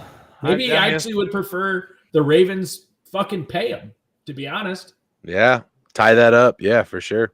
You know, I mean, at this point, he's with the injuries, and he's also, I think he's kind of exposed, man. He's kind of turned it into a one-trick pony a little bit. He's flat. Yeah. That's my problem with Lamar Jackson. Never He's been flat. good in playoffs. He hasn't gotten any better. He's either not gotten any better, or regressed since the MVP season. That's my problem with Lamar. He's not doing anything to become more dynamic or to be a better quarterback in the NFL. He has stayed the exact same, and he's gotten by up to this point on just being such a strong athlete that he can keep you into a game and put together a winning drive, right? But I haven't seen him do anything to make – I mean, and again, here's another – it's a Trevor Lawrence thing. Like, there's no weapons around Lamar, right? He has Mark Andrews. That's Trade on yeah, Mark Andrews is big, but I mean, they've been injury laden at wide receiver or traded him away. Right. So that's my problem. My problem with Lamar is I don't know. I just haven't seen him get any better. And I think that you watch guys like, Burrow and Herbert and Mahomes and Josh Allen, they just get better, right? And they become more dynamic, and they keep making plays that make you kind of scratch your head and think like, how'd they get there? How do they do these things? With Lamar, it's like, I don't watch him throw a football and think, oh my God, how did he do that? Yeah. I only feel that way when I watch him get out of the pocket and scramble and get to the first down marker in front of 5 people. And I'm like, oh shit, this guy's an incredible athlete. But I don't feel that way as an overall quarterback for him. Right. He just doesn't.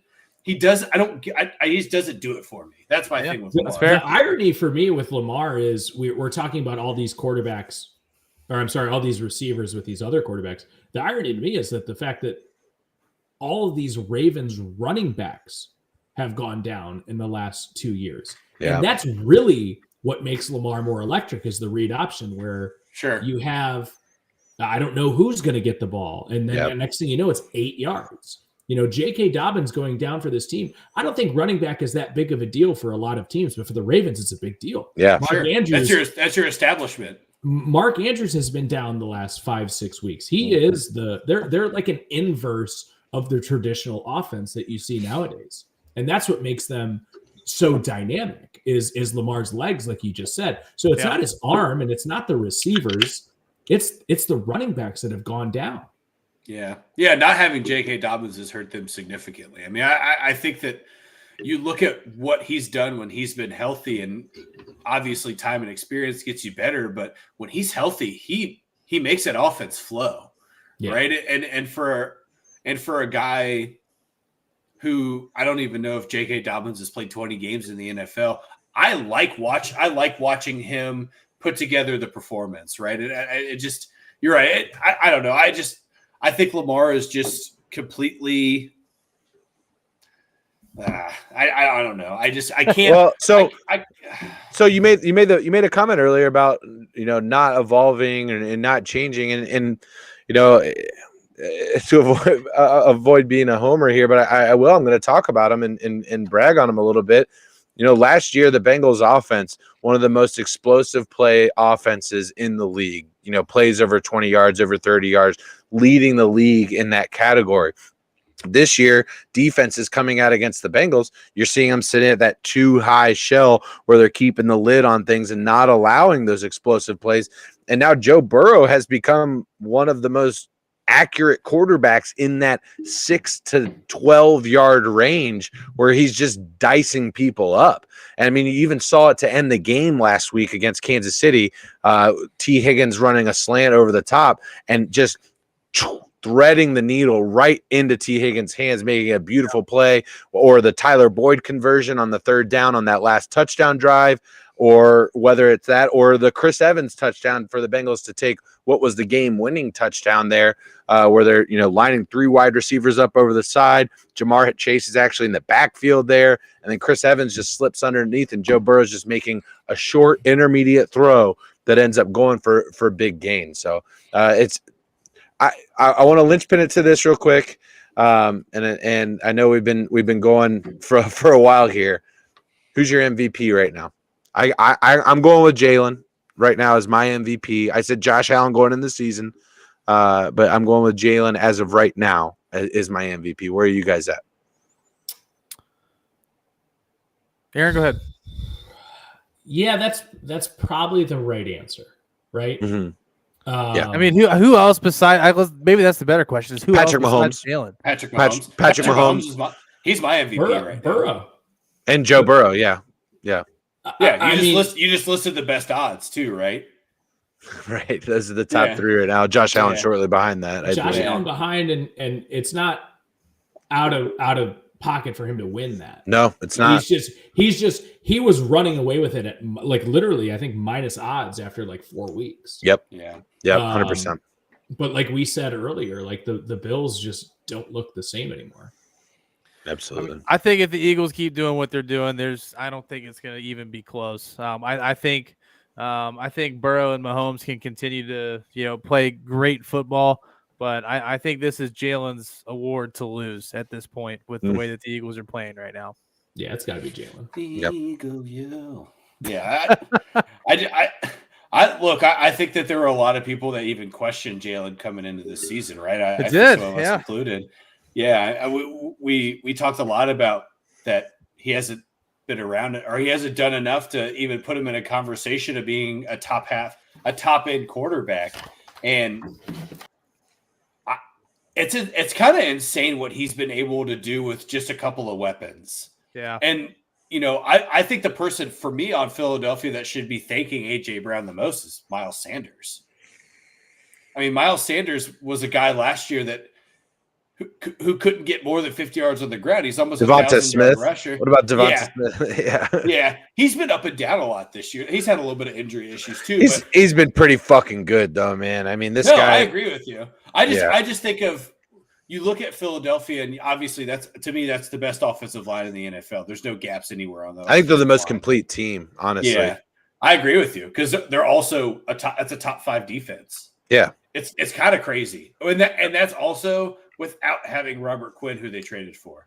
They've been doing this without him for almost the entirety of this trade. Yep. And I don't believe he's going to be playing this week either. I think they just put him on the IR. Oh, did they now? Okay. Ooh, that's big news. Yeah. So all right, chat. Go ahead, Todd. No, I was just going to say, I think that obviously Philadelphia is the biggest shock for everyone. Yeah. But to me, Jalen Hurts is the biggest. You know, obviously, you know, I sent a tweet out to you guys earlier. The Ohio State guy who I just fucking loved. I just roast that dude on Twitter all day. Oh my God. That was it's one of my favorite things to do. And Yeah. he put most improved player, which isn't an actual award in the NFL. It's not. For anybody that's watching at home. MIP is not an award. Nope. It's an accolade. But to me, it's Jalen Hurts, right? Obviously, Justin Fields is doing incredible things, which is who this guy listed, making the Ohio State point. But Jalen Hurts went from a question mark to, you know, an exclamation point this year. I mean, to Aaron's point earlier, you had a number 1 wide receiver like AJ Brown. That's going to help. It's going to help. But he gets to show up his talent. It's comeback player of the year, right? Yeah, we were saying it's a made-up fairy tale fucking award. It's not real. Most improved player. It's not. They have that in NBA. There's like a difference between the qualifications. Right. I was just using the tweet that I sent you guys earlier. Right. No, I see. Yeah. All right. OSU guy. Fuck. Hilarious. Hilarious. All right, chat. We're going to leave it there. We appreciate everybody coming out tonight. If you missed the show, don't worry. We're on Spotify, Apple Music, Podbean. Apple Soon to be Podcast. on Google. Apple Podcasts, Google, Spotify machine. So we appreciate everybody being here tonight. Hope you guys have a great rest of your weekend, and we'll see you guys next week. Peace.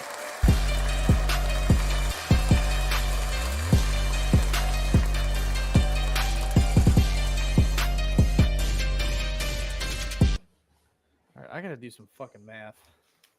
Sorry. Can I just set the record straight that I thought I'm going back to the Haley Joel Osment thing because I got to clear the air on this. Oh my God! All right. I thought you were number one. I thought it was a joke based on like him having nothing but early success and then falling off the face of the earth. That's where my head initially. Are we still alive? It says we're still alive. Oh, hi guys. Hey, Bobby, you do it. Okay, bye guys.